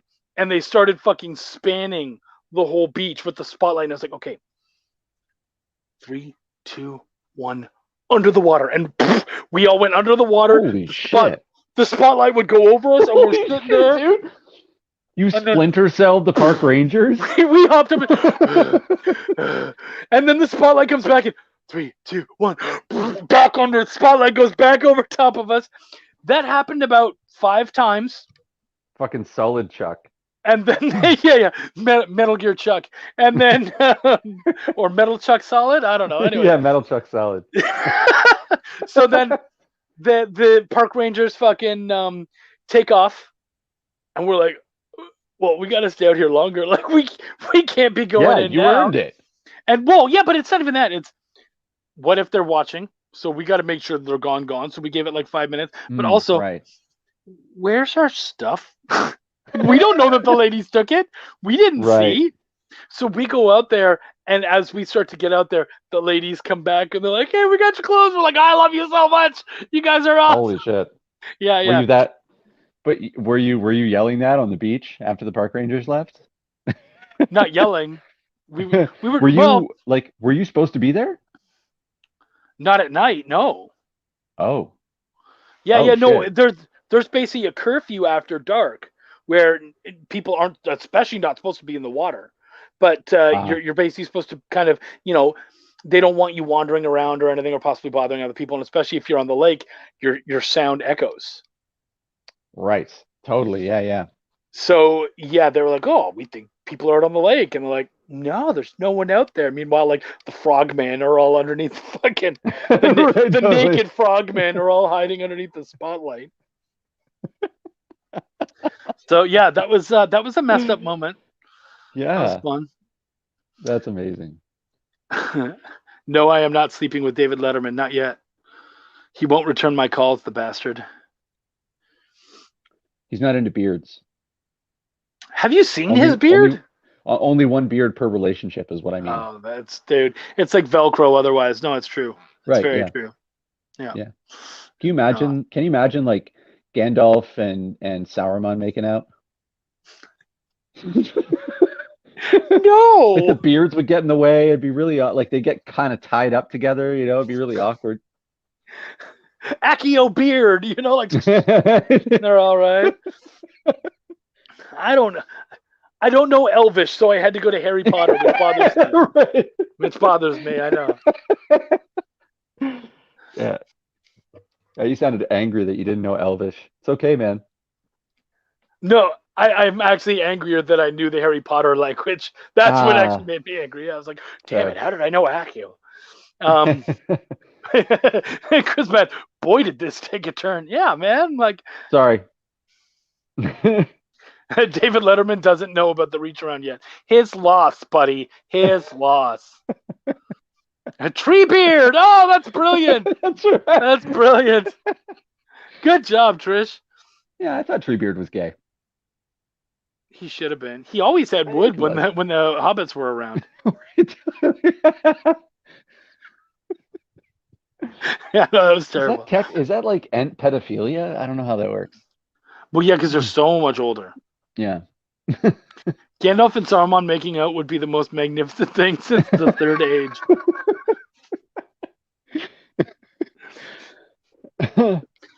That's what ended the Third Age, isn't it? If I remember my Tolkien correctly. Wow, guys. This is definitely the 420 show. Hate having to watch from work, missing most of the good part. Oh, I'm sorry, baby. Um, there'll be good stuff. You'll Oh be able yeah, to enjoy it tomorrow. we miss you, Wendy. Absolutely, she's certainly part of the fun. She is. Last week she wasn't around either for Travis's, and that was disappointing. Too But bad. that's okay. We're going to Florida soon. I'm very excited about that. Oh, that's awesome. Yeah, we're going to Florida May 1st. For those of you who are in Florida or near Florida, in May 1st, we're going to be at the Collective. Wendy and I, we have a table.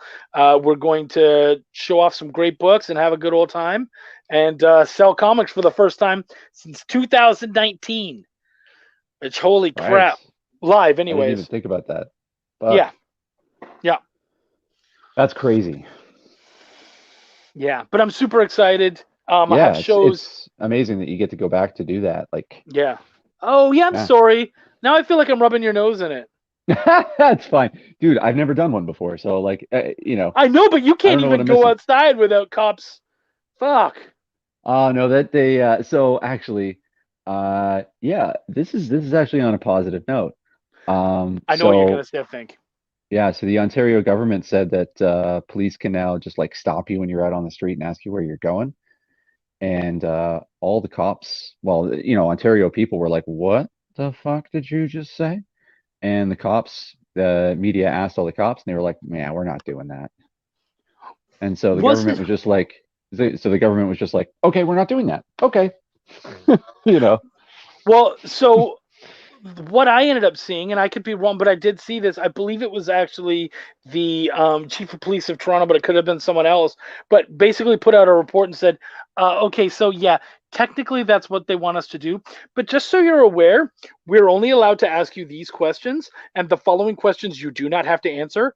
And like basically, completely like said, yeah, "Hey, if you don't want us to be a bother."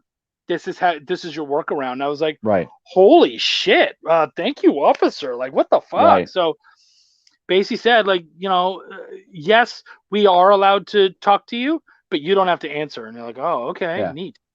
yeah. That's how it should be with cops, man. Like they're supposed to be there to protect and serve, not to give a shit, you know? Yeah.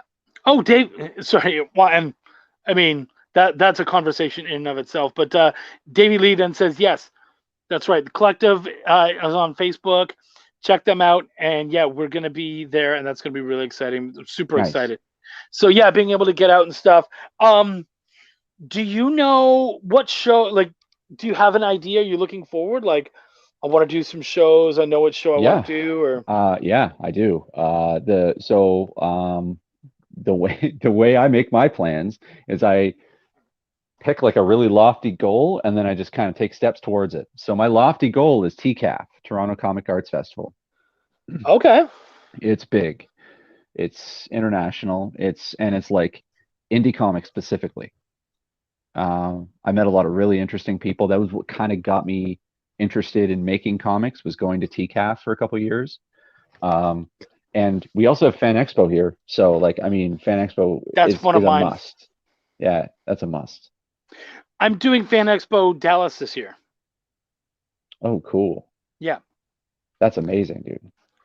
Yeah, I'm pretty excited, and that'll be nice because I'll be able to then, when it's time to do Toronto, I'll be able to say, "Hey, I've done Fan Expo in Dallas, and I've done these shows," Yeah, and right.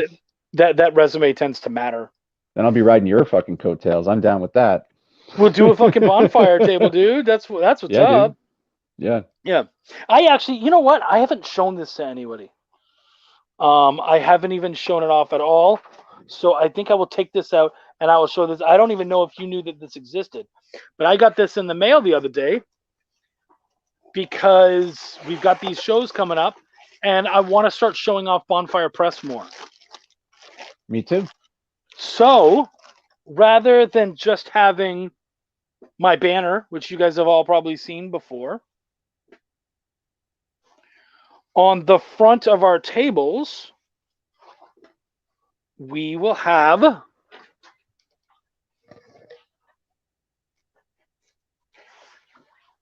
this. It's upside down. Which certainly Okay. takes away its effectiveness. Oh yeah, dig it, dude. Yeah, Yeah, I love that. yeah. And Yeah, so that's an that will actual be photograph that I'm in, isn't it? it's based off of a photograph that you're in, correct? Yeah. Yes, we were It's all wild, dude. that was a VD fest where we were all there, and we got this great picture of us in front of that banner. Would make a better backdrop than a door. I've thought about it. I just don't want to nail it up, dude. You bastard. You know why the door's important there, Steph? Because that's the promise of something else. Through that door is the next great idea, the next Oh amazing gosh, he's book, gonna start the telling a next fucking world. story again. Why did you do this, dude? Uh, Just don't encourage him. Brain's like, no, I'm going to show up on Fire Press. Ben's just a tote poser. I love Bonfire Press more. I'll fight you. And you'll probably lose, Braden. He's worked for Bonfire Press. He was there when the name came up. He's a part of the picture. Like, that's a tough one.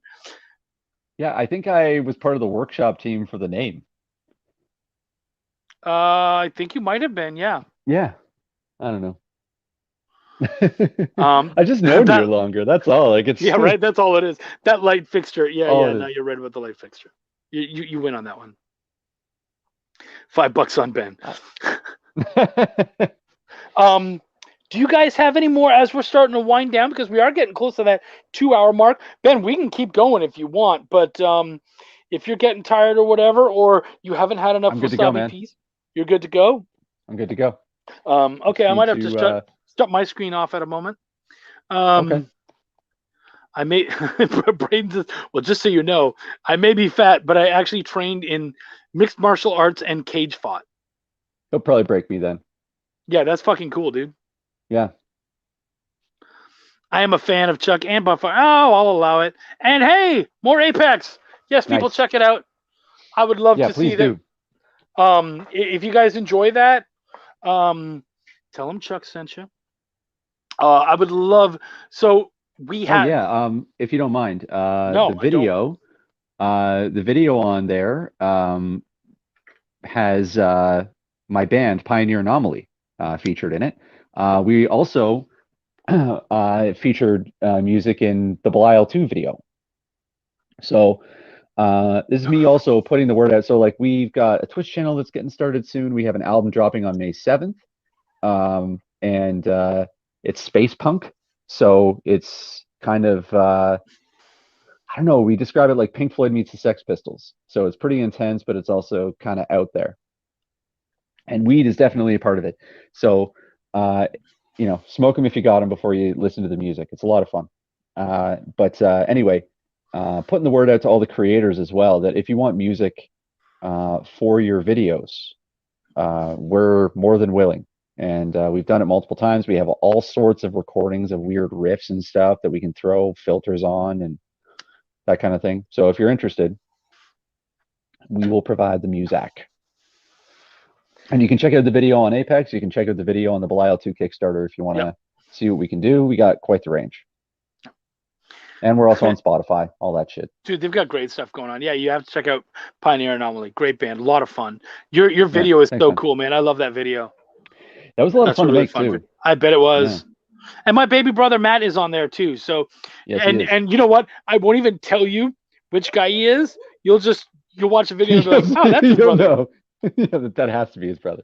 He's thinner, but that's my brother. Yeah. Speaking of thinner, Steph Wilson said $1 on Chuck. It's a long bet though. Yes, at this point you're absolutely right. However, in my day, Ben can tell you I could fucking throw down. You sure could. Unless it was swords, and then I beat your ass. Do you remember me versus Magnus with swords?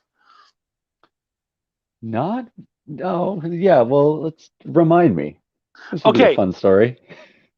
We have a friend named Magnus. So he's a good guy. Hung out a lot back in the day, and he really wanted to be a samurai. So go ahead. He wanted to fight because you guys had fought and you guys fought really well together. And he wanted to fight me. And I'm like, I've never used these kendo sticks before, but I have trained in swords. He's like, cool. So it's the same thing. I was like, no, because you fight in a different style from me. Technically, I fight two-handed style. One Right. hand on the sword and one either with a small buckler or a dagger to block and to attack with. And he was like, okay, so, and I was like, so I might block with my arm a little bit. And he's like, that's going to hurt. And I'm like, that's okay. And he's like, Right. all right, cool. However you want to do it. And I'm like, all right, fine. So we're up there. I've got my sword ready and stuff. And he comes in for this really cool side cleave. I just blocked it with my hand and then fucking full force came straight down right here. Just went boom. And he was like, oh, okay. Nope, we're done. We're done. And that was it. Jesus. That was the end of it. Full fucking strength, one arm, just hammer style. And he was Yeah. like, nope, I'm done. I was like, yeah, see, our styles are just different, man. And the Yeah. thing is that, and for you, like you're faster than me, and so you were just getting me a lot. And I couldn't get in there, but with him, it was just like the one block and wham. Well, I learned with before you and I fought. I fought a guy. He got the other kendo stick, but he learned fencing, and he dominated me. Yeah. Like one-handed, like holding it out like this and just like flicking his wrist, and he kicked my ass hard. And like as we were fighting, I was like, oh, I don't even know how to fight. He knows how to fight. Holy shit. You know? So you learn. Yeah. Well, that was a learning experience, right? Yeah. Nova said, if you wanted to add your original music to our video game, let us know. I would love that. We would love that. Yeah. Check us out on Spotify and see if it's like music that you're interested in adding in. And like just keep in mind we can do all kinds of different shit. Yeah, I'll check out your shit too, man. They're a great piano jazz combo sometimes too. Yeah, do a lot of gospel, you know. They're adult contemporaries. Mwah. Right, yeah, totally, yeah. We were actually featured on a Kenny G track. So yeah. Check us out. Oh, there we go. Steph says, okay, swords are cool. I up my bet to $1.50. Are there refunds? Yeah. Refunds right up until the end of the fight. Right, totally. She said, Trish said, what's the name of your group again? Pioneer Anomaly? Pioneer Anomaly. Yeah. Pioneer Anomaly. Oh, he said sick. Well, it is a radio LOL, so we're having every genre. So yeah, he awesome. want you, regardless. But yeah, listen to their stuff and yeah. Davey Levo had an actual question. Okay, great. What do you see beginning comic creators doing that you just say you're doing it wrong? Ooh, that's tough for me. Like I feel like a beginning creator, but like if I had to give my opinion on what I see in Kickstarter and like in a lot of indie comics, I think you know what I really notice with early attempts at comics is they don't spend any time on the world. I think that's the weakness I see is like when I usually hear a pitch for a comic, if someone like, because you know I think you can speak to this, like when you say I make comics, then people come to you and they're like, oh, I have an idea for a comic, and they tell you these ideas, and like I feel like in a lot of ways some of those people become really great writers down the road, but their first idea, like you remember some of the early shit that I did back in the day? All of us, yeah.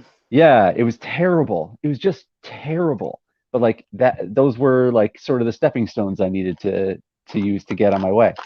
And I noticed that a lot of times, like the comic pitch is, okay, so there's this guy, or okay, so there's this girl, and it's like, okay, where do they live? What is their thing? You know, when I see a comic and it's about a character, I want to see how they interact with the world, and I find a lot of times it's just buildings in the background, and there's not like really a cohesive thing. When I see a comic where like if it's a superhero comic and the city has like its own media and there's like a company names on the buildings, I'm like, okay, I'm now immersed. I feel like this is a real thing, you know. Yeah. So for me, often the worst pitches start with, all right, so I got this dude. His power is. I've seen every power. You often feel like you've seen every superpower that can be attributed to any kind of character, in so many different varieties and whatnot, that at this point it doesn't matter. It doesn't tell me about the Yeah, character. The character will make even the shittiest power matter. yeah, So it totally. really is about the character before the power. I feel like if you are worried more about the powers than the character and what they you've already kind of fucked up. Yeah, totally. Yeah. In fact, like with Mohini in Apex, my like, she's an enhanced, like a different species, right? So she has different abilities. She can see in the dark. She has really heightened sense of smell, sense of taste. Um, and she also has this paralyzing neurotoxin. Now, I always imagined it as like a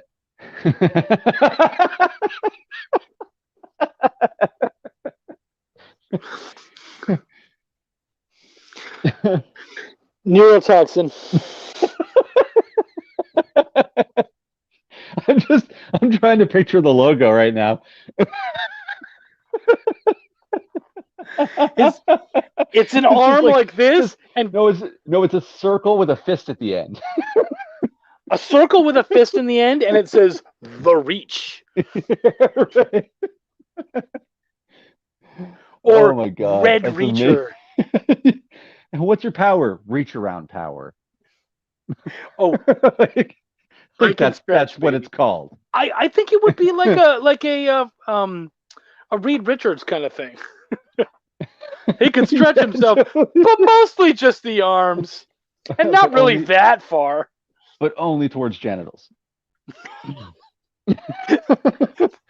That was like we had these people in our lives who were so annoying that I created superpowers for them, Yeah, but they were awful but superpowers. they were terrible superpowers. So like my brother's a very smart person, but he also gets really spacey, especially when he Yeah. was younger.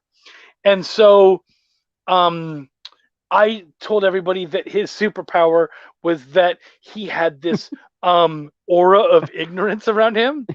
And so Stupid if you shield. shot Yeah. at him and something, yeah, it was the stupid shield, but really it was an aura of ignorance. And so Yeah. basically anything inside of that aura or that shield, it ignored all laws The of laws of gravity and nature. Yeah. everything. Yeah, so you shot at him and suddenly the bullet would just kind of float up and just like because there's no real gravity there. It just does its own thing. And that was my brother. We had this other guy who was super like he was he would sacrifice him in moments where it didn't even require sacrifice. Yeah.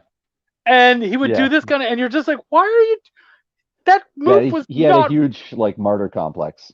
yeah, it was like that was not required for the Right. situation. So my superpower for him was that he Yeah. had He had super super speed when he speed, was running but towards only when he oncoming was running bullets. into bullets. Yeah. So basically, someone shot. He's like, bah, bah, bah, bah, bah, and he hit every bullet. Every bullet would hit him because he'd run into them. Yeah, which felt right. But anyways, Yeah. neural toxin. Right. We were talking about your Neurotoxin. character. Oh yeah, so I was talking about oh yeah, like so she's a different species, so she's got different abilities. But one of the powers was this neurotoxin that she injects into her victim, like a spider does. So it paralyzes them, and then she can kind of wrap them up and carry them away to her lair. And I always pictured it as like a needle, but my artist, he drew it and he was like, I pictured veins that like kind of like come out from the wrist and like cover the person's face. And I was like, oh, that's so much cooler. Like do that. Like I'm not attached to how the power works, like Yeah. that is so much cooler. And when he did that, I was like, okay, why did that happen? And I started building on how her power works And through that's that. and that is real in my mind. Real collaboration. You Right. dropped the ego and you went, oh, what a Yes, neat yes, idea. and right? Yeah, that's the improv. That's exactly it. Yes. Yes. Yes, and okay, that's a really good premise. I'm gonna roll with that. What happens from Totally. there? Good night, Trish. Take care of yourself. Night, Trish. Five comes very early. I feel ya. So yeah, dude, I love that very much. So. Oh, by the way, Yeah. Trish loves your song Caterpillars. Oh, thank you so much. Yeah, I love that song too. Yeah. But Yeah, yeah, no, that's totally. that's one of my that's the first song that the band wrote. Was Caterpillars. Yeah. Oh, really? Yeah, because I know that there were two guys who preceded you guys, and they already had Yeah. a bunch of songs written, right?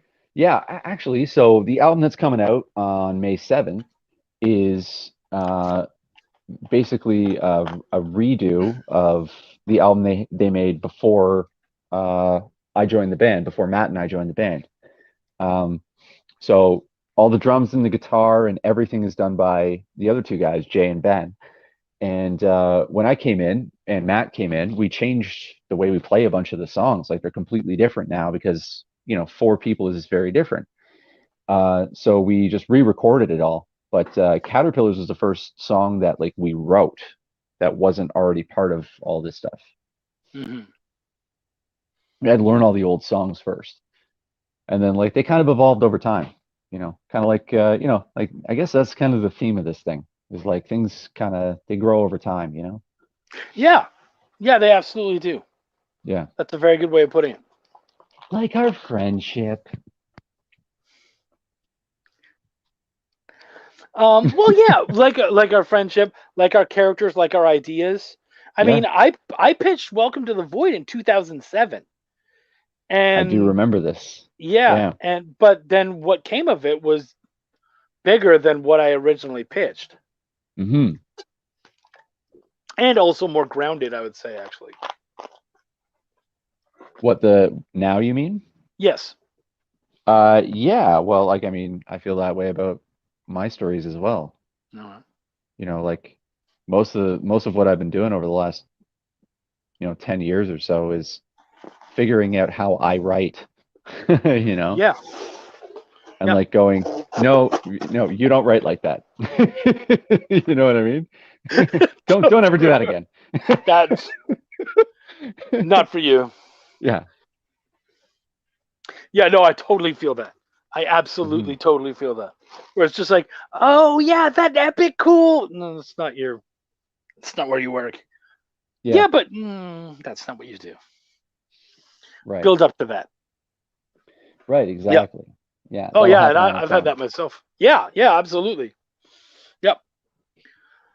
Steph has to go.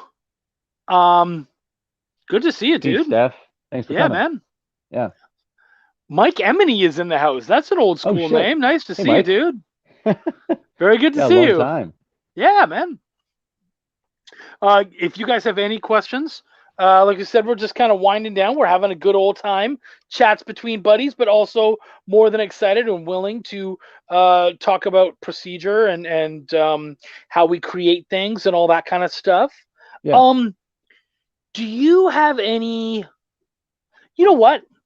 Cool. Here's something. Why don't we ask? I wish I hadn't missed the video. Well, it's not quite done yet, so you can still ask questions and talk and shit. We're having a good old 420 time. Yeah. Um, so let's ask this of each other. Okay. What do you think what is the thing that I created that you've enjoyed the most? And then I will answer, what is the thing I like that that question. you created that I've enjoyed the most? Okay. Whatever. Uh, I know I have to, well, I do have to actually we've think known about it. each other a very long time, and we've collaborated a fair amount too. We have. So, um, on your game, Visible Dreams, Yes. we you me and Wendy and a handful of other very talented people basically ran an online game that was all text. I was kind of wild. Um, a lot of that I loved, but I gotta say, like if I have to pick one, it's It's tough. Paneral Nepocenithorlin and his trusty steeds Altornethamine. Away! Yeah, Oh, he's dude. my favorite because he's like he's everything. He's everything a hero should be. He believes in himself. He's little. He doesn't care. He just does the right thing, even if it's going to kill him. He's a Yeah. true hero. Wow. That's so funny. I actually wrote a comic about him, and someone was working on it, and they got into an accident, and it never got Oh finished. no, Yeah. brutal. Um. Well, you got to find So another artist. yeah, because it's well either that or check. I did check on her a while back, and she never messaged me, but I'll probably check again and see. But Hmm. um, yeah, man, she just what she did was cool. It was fun, and it was this 4 page. It was this little 4 page story. And what was neat? Right. So for those of you out there, Panarin Epicenothorlin, he is a halfling knight, Paladin. paladin, effectively paladin. Yeah, and so he has no fear. He's afraid of nothing. He believes that good will always win. And somehow he almost inevitably always does.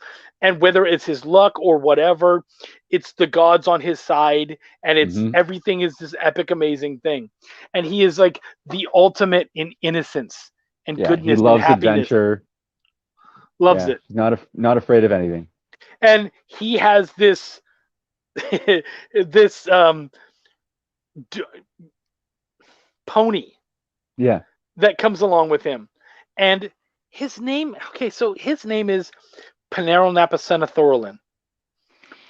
And his trusty steed, Thalator Anathemine. And everything are these long, and I created that like late at night. I was exhausted, and I literally just started throwing letters to get like just adding more and more You told me suffixes. that you got it off of like a medicine bottle. I You don't said remember. Paneryl, Nepicenathorlin, and Thalatornatamine were like shit off pill bottles that you found in the medicine cabinet. I think no, the suffixes were all from that, and I'd taken Right. pieces out of them like amine and stuff like that, and I Right. I threw them onto yeah. So it was just a bunch of medical prefixes and suffixes all shoved together. Yeah, and But it yeah, was just the character was just like, yeah, he was just great. He was unstoppable. dude, Yeah, just made me so happy. Because like I deal with tragedy, you know what I mean? Like a lot of my stories are tragic. So right? a character like that is just like that's what I want. That's what I want to write. And You I know, do it Carlin, I so think it was rarely. Carlin said in the heart of every cynic is a disappointed optimist. Oh wow, who said that? Carlin. Wow, that's beautiful. Yeah. I'm going through a bunch of your different things that you worked on over the years, but I think I always end up going back to Sully Harmus. Yeah. Um, I Yeah, he's just great. he was this dwarf thief that you created, and he was Yeah. just so interesting and fun, and Yeah, he was the king of thieves. he was the king of thieves, and he was always thinking of the next step, Hmm. and he Always looking he for an was advantage. yeah, Yeah. yeah, no, I very much love that character, and he Hmm. was he was like he was greedy, but he understood that greed was just this construct. So it was usually less about trying to get the money and stuff, and more about being able to do what it took to get the money. He always won the marshmallow experiment. Now that I look back, you know what the marshmallow experiment is? No, Okay, so they did this. I think it was Harvard. you Did too, this. buddy. You too. Uh, yeah, you too, man. I yeah. Can we just take a moment and say like, uh, everybody that's healthy right now, we've been very fortunate, Yeah, and this is like we're coming out of this. We've got vaccines. Things are getting better. I'm not. yeah. You know, the there's something on the horizon. It's good. Uh, but what were we talking about? God damn this weed. Yes, yes, we will. Well, we'll be talking about Sully though, and you were talking about Sully, were you not? Yeah, I was. Yeah. Um, what were we talking about though? He's a dwarf. He's a thief. I can't remember what we were talking about. Well, we were talking about the marshmallow experiment.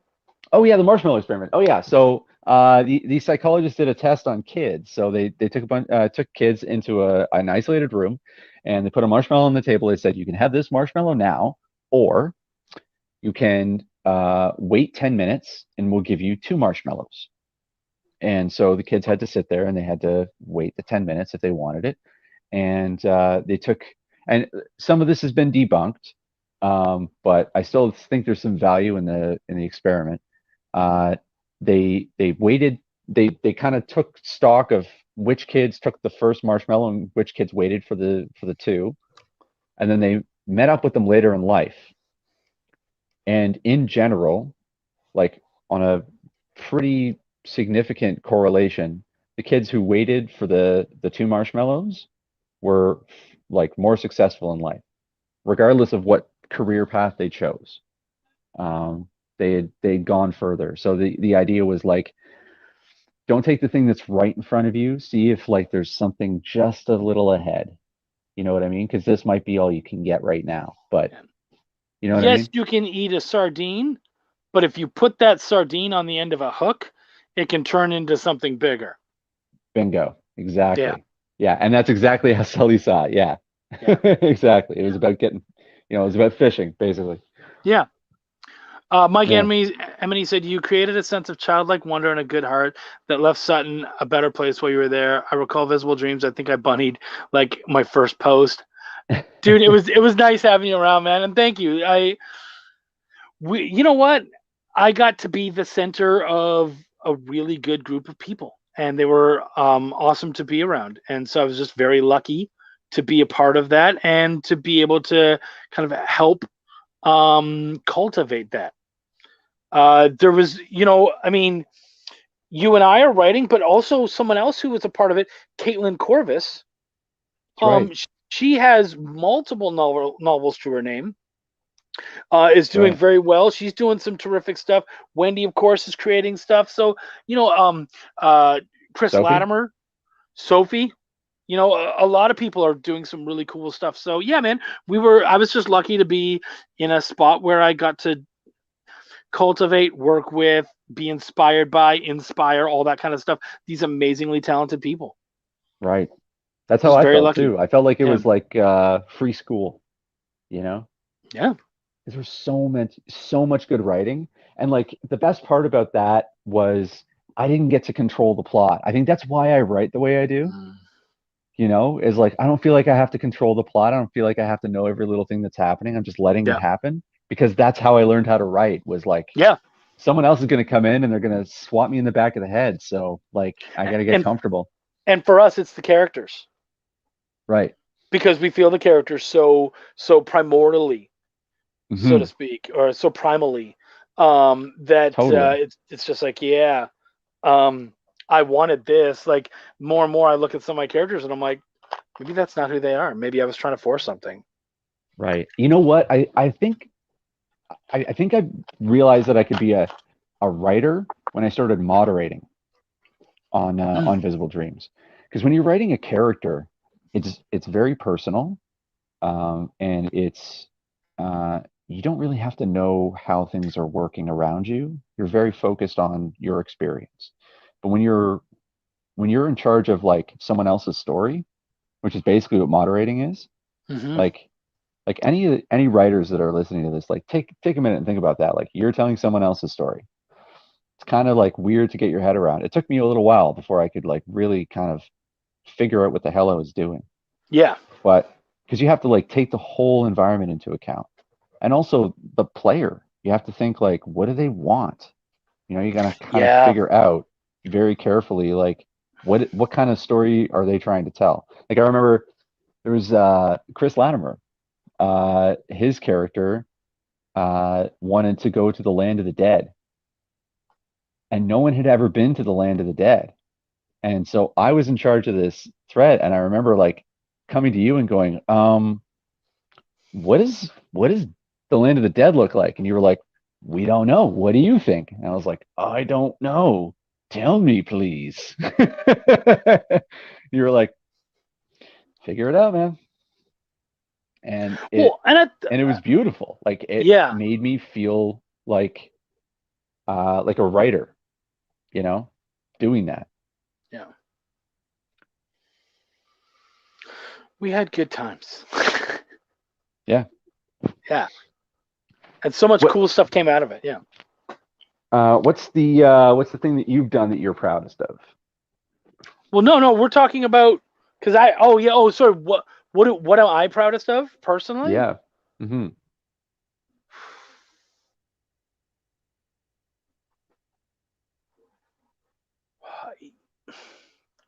Here's the thing, it's changing all the time, I guess. You know what I mean? Like I'm in Sure. and out of so many things and I'm a part of so many different things. Like at one point it was definitely, but like Belial 2 actually is probably like I'm really proud of how that came. I'm so happy with my turn pages and all that. I'm really excited for people to read it and see that. And then I look at Essence House and even what the stuff we're doing on the new book, and I'm like, dude, this is a whole other thing. And then I look at the 4-pager I did for Antarctic Press. Oh, that's so good too. Did you get to read it? You sent me the script, I believe. Oh, okay, yeah, yeah, Is that the one with the elephant? yeah. Yeah. The Eliceratops. Yeah. Big fan. Yeah. Oh, thank you, dude. So, did I ever read to you the review we got for that? No. Oh, okay. So that thing, it happened. It was a thing. It was a 4 or 5-pager that I did for Antarctic Press. And the messed up thing about that story was that I ended up finding out that it had to be completely silent Okay. because we didn't have access or time for a letterer. Right. So, and the guy who I was doing it with, he's like, "What are we gonna do?" And I'm like, "I'll just do something silent, fucking whatever." And he's like, "You can do that?" And I'm like, "Yeah, like we just will." So we Right. did Yeah, it. yeah, We made totally. it happen. He did, That's right? such a I just Charlie answer. Seriously. No, no, no. We're just doing it. we did. Yeah. Well, I love the I can think of challenge of I it. can You think know of what I so many mean? writers that would just be like, no, no, we can't do it. It's not happening. But you're like, no, no, no. Silent? Okay, cool. Flick that switch on the difficulty level. Okay, sure, fine. That's Yeah, exactly what it was. Click. yeah. Okay. It was literally it was written in one night over like a 4-hour period. Um, and I was told the genre. They're like, we want science fiction. I'm like, okay, it's science fiction. And they're like, oh yeah, by the way, it's black and white, and you have no time for any lettering. And I'm like, okay, cool. Then it's silent. Let's do this. And so I just went like, you know what? It's 4:20, so let's do it.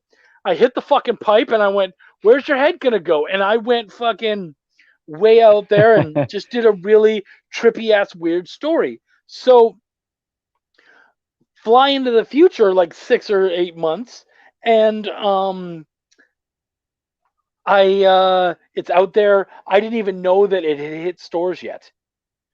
And Really? so all of a sudden I'm tagged on Twitter by these by an amazing, the guy is called Reading with a Flight Ring. He does amazing reviews, absolutely awesome dude. And so I'm tagged on Twitter by this guy. We're not even like, I wasn't even following him on Twitter, but he tracked me down and okay, cool.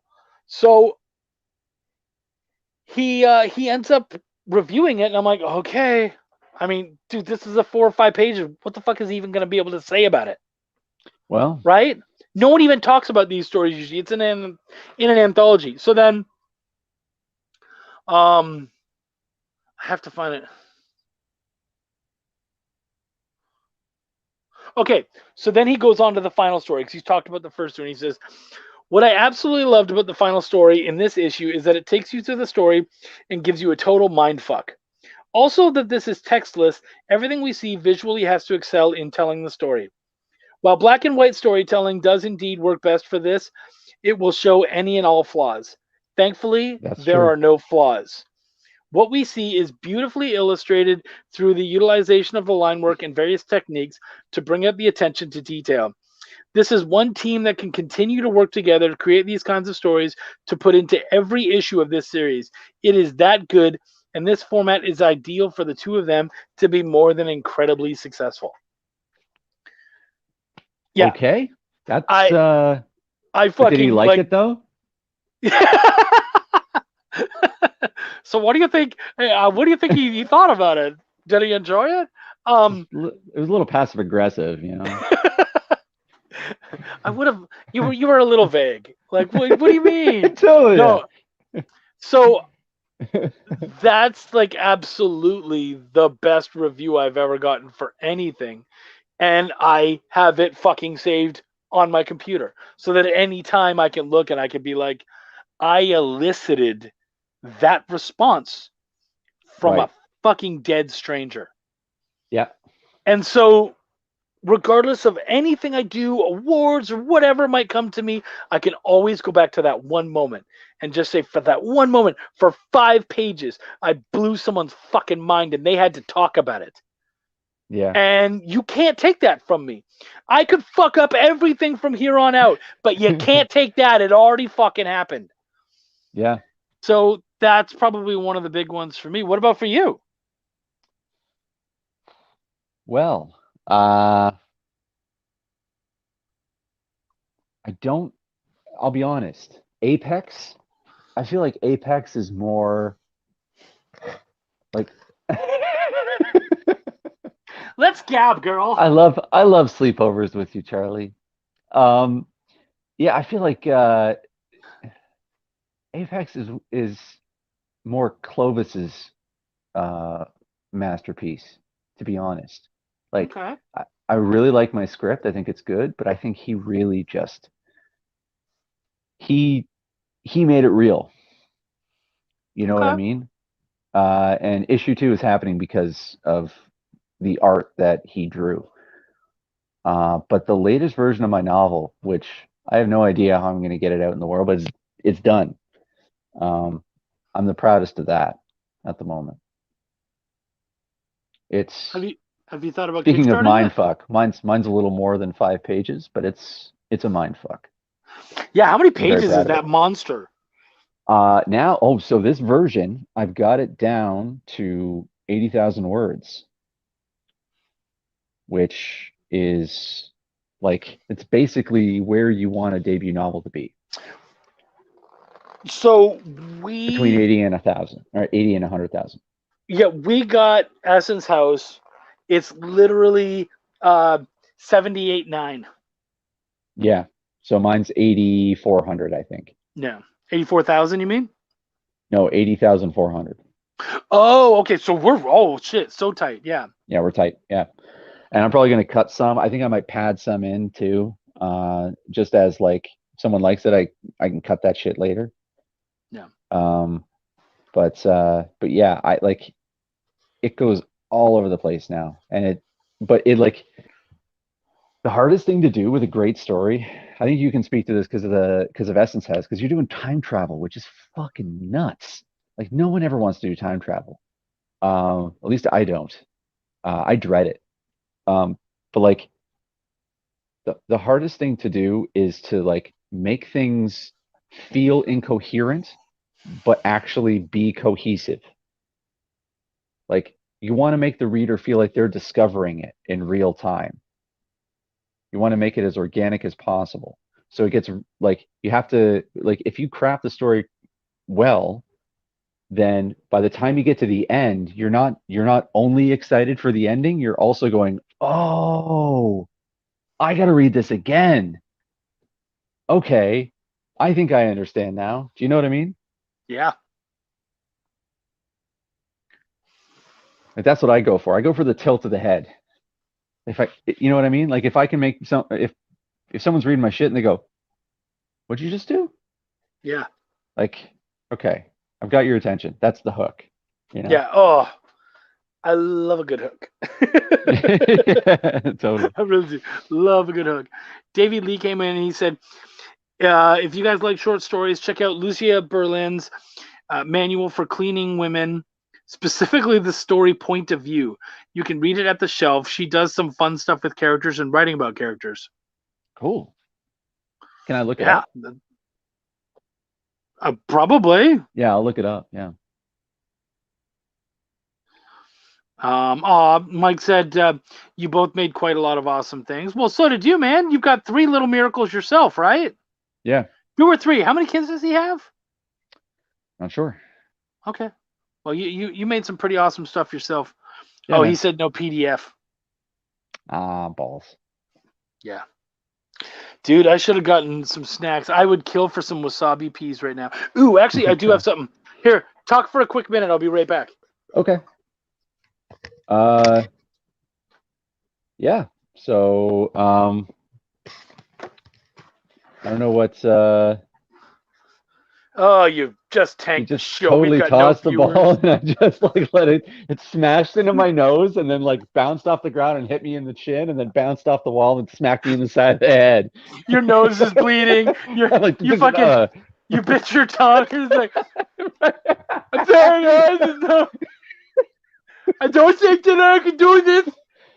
foul, Chuck, foul. Chuck, are you back yet? Yeah. Oh yeah, 3. That's right. He has 19, But I 7, stuck the and landing. 5. That was the weird part, was that I stuck the landing. I like kind of You did a backflip and then landed on my feet. totally. Do you like the hook to the left or right? Um, I'm usually a right hook guy, but I like to do a left just to surprise them. Usually the left hook is more of a feint because my left just isn't that strong. What about you? I usually go for the kiss because then you know who you're really dealing with. And sometimes you can, I generally it diffuses a situation one way or another. So yeah, that's my move. Everyone likes a good kiss. Yeah, yeah. You know, it takes the energy right down. You're gonna fucking die, man. Mwah. I can't hate you. Yeah. I can't hate you. Why can't I quit Oh you? fuck. Oh God. Um, Oh, that's funny. Mike has a photography business. Oh, nice. Yeah, I can understand why it would have been sparse in 2020. That's great, dude. Hey, man, that reconnection is huge. Congratulations on that. I'm Yeah. sure that was. Congrats, Yep. man. Yeah, see photography? I got nothing. Yep. See, your wins are different, but they're wins, so Right, that's great. exactly. Yeah. Matt says, not in the U.S. I think that's with the kissing thing. Oh. Yeah, fair enough. It's the French in us. Yeah, I don't understand. I don't want to get controversial, but like I really don't understand open carry. How does that like do people have like do you see people with assault rifles walking into stores and stuff? Um, I haven't seen the assault rifles. I have seen the pistols a lot. Yeah, that makes me like I don't know, man. Makes me uncomfortable. It's nerve-wracking. Yeah. Do you know that it's open carry is legal for me to carry my swords? I'm I not think kidding. that's only fair. Let's be It's honest. a real thing, though. Like, yeah, Yeah, it's one of the few that's states, but that's the um, only just thing to do. yeah, it's open carry is legal for me to carry swords, and I'm like, that's so badass. I don't know, Yes, man. Assault rifles are pretty badass. maybe from far away. Um, Ben is a drummer, and he has a band called Yeah, Pioneer Anomaly. You should check him out. yeah. Yeah, see, Davey said been in North Dakota and there's pistols on hips. It's unnerving. I'll be honest, for me personally. Just on a random person, because I'm like, I don't fucking know you. Are you all Yeah, together? that's the thing. That's the thing is like at first glance, you can't really tell the difference between, someone who's gonna, protect you and someone who's gonna hurt you. You can't really Yeah. see that at first glance. Like we don't have like gun laws in Ontario and particularly in Toronto are quite strict. But like I I see at least one person every time I'm outside that I'm like, thank God you can't get a gun. Like honestly. Mm-hmm. Um yeah. That's a I don't know what I would do if I saw someone with a gun. I feel like I would have to like I feel like I would probably like run out of the situation or like fight the dude so I could take his gun. And neither is Yeah. probably good. You know? Yep. I feel you. All right, people out there, everybody, it is 4:20. Here, not for much longer. So let's just before we Ah, go, yes. um, your favorite pothead snacks, guys. What are your favorite pothead snacks? Well, my guilty pleasure back in my 20s, I don't do this anymore, but it used to be the sweet chili heat Doritos Hmm? with just with sour cream. It was like the tastiest fucking thing in the universe, but it's so terrible for you. Um, Other than that, uh, nachos in general, probably the best munchie food. Nachos are solid. Yeah. Yep. I'm someone who has to bounce between savory and sweet. So when Wendy and I smoke at night, what? I just we've had this conversation so many times while Right? high, while eating So munchies. Yeah. I have to have both of them. So for me, the perfect night would be like, I don't know, like a bag of Raisinets and buffalo wings with ranch. Like that would be the perfect fucking night for me. And I'd go back and forth. I'd be like, 3 wings in. Oh, that's great. Clean off the old hands. Motherfucking Raisinets. I can't do that, And man. then have a bottle of water. Back to those fucking wings. Oh yeah, No, no, my universe needs structure. Can't that handle is that the shit. structure. I've had enough savory. It's time No, for the no, sweet.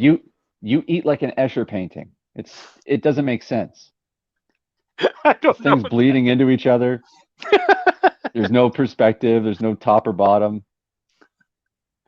the clocks are all melting. Wait, that's the one else. That's the weed. Sorry. The weirdest snack I ever made. I won't say the substance, but it was not marijuana. And me and a good buddy Greg, we co-created something.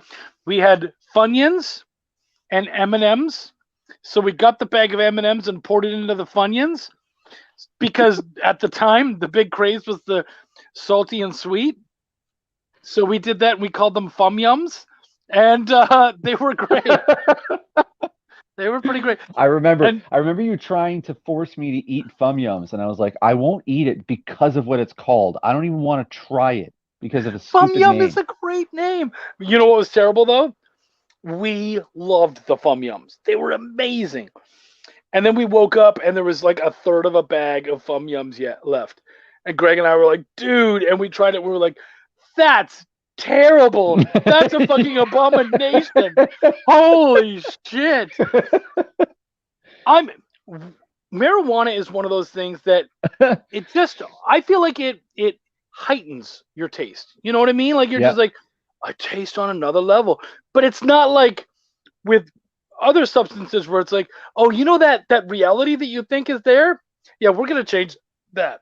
So you're like, oh, Fum Yums Yeah. is a great idea, and then you try it in the light of day, and you're like, wow, that's terrible. That never should have happened. I wonder how that works. Like I always wonder when that like what how do we know how anything tastes if that's the case? That's You the know what I mean? Matrix.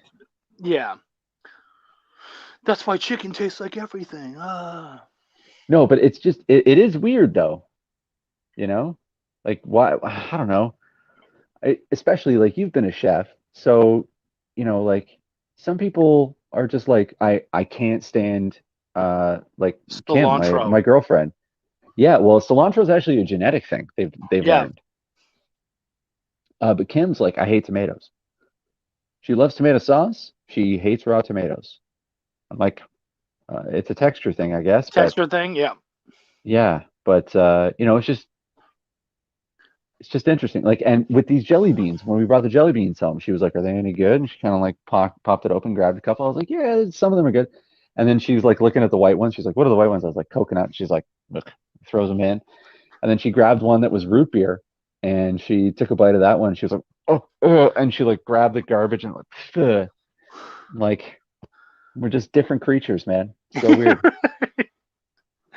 Like I'm not a fan of it, but I'm not like, Oh my god. Yeah, you it know. needs to leave my mouth. It's just like, oh, I'm okay if that doesn't happen again. The other day I got you know what I mean? Yeah. Like I dated this chick. That won't happen again. That Yeah, right, yeah. was an experience. Um the other day we went out and we got key lime pie M&Ms. Oh, Yeah, that sounds that awful. that's the correct answer. Yeah, yeah, but I was like, well, you got to try it, right? Yeah, that did not work. Swing and a miss, M&Ms.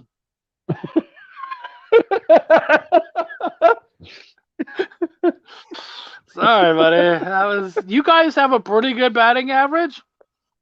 That did not help. That's Caramel, funny. great. Pretzel, yeah. I want to meet the Key people lime that pie. greenlit the key lime pie M&Ms though. Like I want to be in that board meeting. So here's You the know thing. what I mean? No more like, yeah, let's do that. Let's do that. So What'd you key say, lime key pie, lime? Yeah, man. sure. Here's the thing. Key lime pie. All right. See, like everybody loves Jimmy Buffett, right? Maybe 30 years ago. No, he's still great. Everybody fucking loves Jimmy Buffett. So the thought is that we make something so that you feel like you're on the island with him. I don't think that's a good idea at all. My dad is the president. Key lime pie, you say? Right. And that's how key lime pie M&M was born, and hopefully died. Yeah. No, the Coke fiend fired the guy, and now I think they're doing burlap next. Which is Yeah, Maggie's first word. right. The delicious flavor of burlap. We just dropped viewers, and I'm sure it was because I went full cokehead. Wow, there's a lot of things being said, and I don't fully understand them. Okay. So I'm gonna skip a couple things. Burger poutine. Yeah, I'd be all over that. Poutine is something that, yeah, it's an amazing high food. Right? Oh yeah, absolutely. Yep, I could When live I off was young, poutine when I'm high. my snack of choice was cocaine. Yeah, see? You know what it's all about. He gets it, man. He gets it.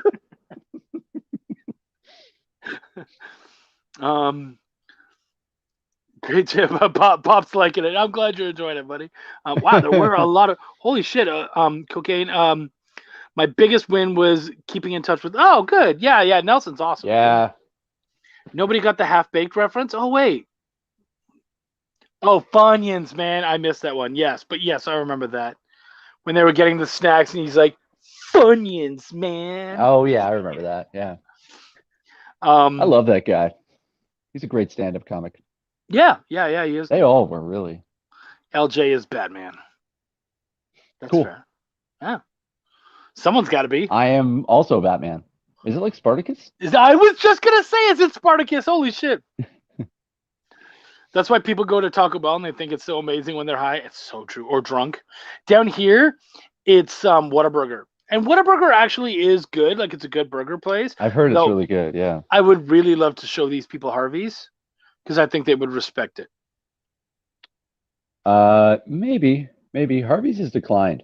Not as good as it used to So be. I'm talking about Harvey's like literally 10 to 15 years ago.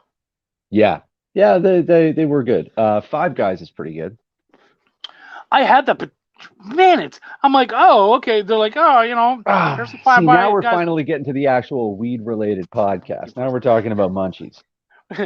Here's some Five Guys burger. It's good. That'll be $9. I'm like, oh, okay. And then I'm Yeah. like, hey, where's my fries and drink? Oh, you wanted a combo? I'm like, I didn't pay $9 for a combo. That was just for the burger. Like Five Guys is fucking expensive. Yeah, that's true. Yeah, and you're not really getting much. Yeah, they kind of gouge you that way, but Wait, smooth PB. PB and cheese on a rye bread? Yeah, I love cheese, but the idea of cheese and peanut butter together does not work for me. I'll give anything like- a try once. Dude, to me, that would be like eating rice and pasta together. You know what I mean? This is like, hey, I have a neat idea. Well, are the flavors different? Oh no, It's they have actually, the same dressing. Then what the fuck is the point? yeah, that's a good point. Rice and Especially pasta like together. texturally and all that stuff. It just yeah. Um, everyone sees the world in a different way, but not taste. I mean, I've seen some kind of. What? I'm I not don't think sure. that's true. I'm I don't high. think I don't that's think true. so. Yeah, I think yeah, everybody's taste is different. I love Arby's. I don't care. People talk shit about Arby's, but I really do love it. It's just Well, Arby's. that's the Arby's doesn't podcast, respect guys. itself. I will not remain on any podcast that supports Arby's. You I've hate drawn my Arby's? line in the sand. I just, I Are can't they even like? believe, I Are can't they even believe somehow we're like? having this conversation. Are they somehow like Chick-fil-A? Yeah, yeah, they're the Chick-fil-A of restaurants. Wait. You know Chick-fil-A's a restaurant, right? I'm joking. You're right. No, no. Hold on, I'm not high enough. All right, so here's the thing, okay? Stick with me. Yeah, I mean, other people don't respect Arby's. Why would it respect itself? That's true. Arby's is lovingly horrible. I just like them, but yeah, like they're not great, but they're good, not great. That makes any sense. Which one? Which one? Arby's, the one that you were Oh, gonna walk over. yeah. What is I just ballot? can't do it, man.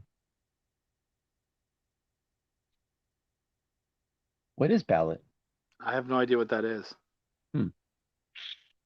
Or did you mean to say salad, which I would agree with? There are people who eat salad. Yeah. You I pronounce disagree with salad really weird. that. You don't make friends with salad. You don't make friends with salad. You don't make friends with. Do you know what that's from? Do I know what that's from? Yeah. Are you even joking? Well, you didn't laugh at the reference, so I had to assume that you didn't Yeah, remember. I did. Yeah, I did. It's from a long ass time ago. You don't remember. Yeah, I do. It's from The Simpsons. Are you kidding Okay, me? good. I had to worry for a second there. Oh, it's an unborn bird in an egg. It's a Oh Philippines yeah. delicacy. Yeah, no, I'm not excited for that. That's like where I feel like the Philippines. Just a 4 out of 10 on presentation, if you ask me. I'm just not. I feel like the Philippines saw veal and thought we could be meaner. We could be Yeah. we could be terrible, Yeah, it's not a real baby. right? Oh, it's fertilized. It's ready to be born. But I'm hungry. Well, but Yeah. if you let it grow, you could eat this full bird. Yeah, but I'm hungry now. I think that's where that Yeah. comes from. Yeah, well, you know what Um, though? Like honestly, it might be delicious, but I just can't do it. Century egg. I don't know what that. I'm not interested in that either. The only egg I'm interested right now is a fucking Cadbury cream egg, motherfucker. Yeah. Oh, yeah. My favorite days of the year, as a stoner, Easter. are Oh, the day after the Easter. day after The day Easter after and the day Halloween. after Halloween. Yeah. Yes. Yeah. The Yeah. best. 25% off candy. Honestly, I feel like if there was a stoner secret society, they would meet twice a year, and it would be the day after Easter and the day after Halloween at the nearest No Frills. Yeah. Reese's eggs. Yeah. Yeah, I feel you there Yeah. too. Well, you know what? I think we've gone down the I old think we've wormhole. exhausted every possible scenario at this point. I know, but let me look real quick. I want to see who I've got on next week. But this has been so much, guys. Why don't you tell everybody where they can find you? Yeah, you can find me on Facebook. My name's Ben Cook. You can find me on Instagram at mohini.eats or at Zarathustra. That's ZAHRAHTHUSTRAH. Zarathustra. You can find my band Pioneer Anomaly on Spotify. We have a new album dropping in May. We have a Twitch channel that we're starting, so we'll be doing live shows soon. And these guys were smart, by the way. They're dropping their album May 7th because they knew my birthday is May 6th, and they were not fucking competing. So they were like, That's let's just get that over. yeah. The next day, we'll drop the No, album. we're Smart. riding the Chuck wave again. I mean, really, that's why I'm here. That's And what and yeah, so you can find us on Spotify and on Twitch soon. Check out my comic Apex on Kickstarter. It's got another 9 days. We're at about 82%, I think, funded. Yep. So it looks like it's going to happen. So jump in because it's not a maybe anymore. It's a pretty much a fucking certainty. Oh no, So it's happening, man. Get yeah, on the train, get that amazing book. Mike, anyone else who's out there, I think you really enjoy it a lot. Greg, yeah. everybody, guys, thank you so much for coming out tonight. We've had a terrific time. Ben, thank you for coming, brother. I really Thanks for appreciate having me, having. man. It was a blast. I had a lot of fun. Guys, next week we've got Frank Martin, who he has a Kickstarter on right now. I don't remember the name of it, but it's an amazing crime book and it's really exciting. So please check out his Kickstarter. Tell Frank that I said hi, and we'll see him next week. We'll have a good time. Thank you guys so much. My name is Chuck. I give a fuck. Oh, that came out terribly. Okay, cut. Yeah. All Okay. right, let's do this again. Are you ready? Let's try this Okay. again. Just take a moment. Peter Okay. Piper picked a peck of pickled peppers. Peter Piper picked it. Okay. Ready to go. Thank you so much, guys. I really appreciate you coming out. My All name's right, hold Chuck. on. No. Sorry. I'm sorry. No, that's right. This isn't working. This isn't working. I came Take in a at minute. 10 and there was nowhere else to go. No, you're right. You're right. Yeah. Just ease them into it. You've got this. You've got this. Okay. Guys, I really appreciate you coming. No, I fucked that one up. Like, it's supposed to be threes. It was supposed to be good right there. Thank you guys so much. We really appreciate you coming out. My name's Chuck. I do give a fuck. Peace, love, and chronics, motherfuckers. Take care of yourselves. Have a good one. And be good to Peace. each other.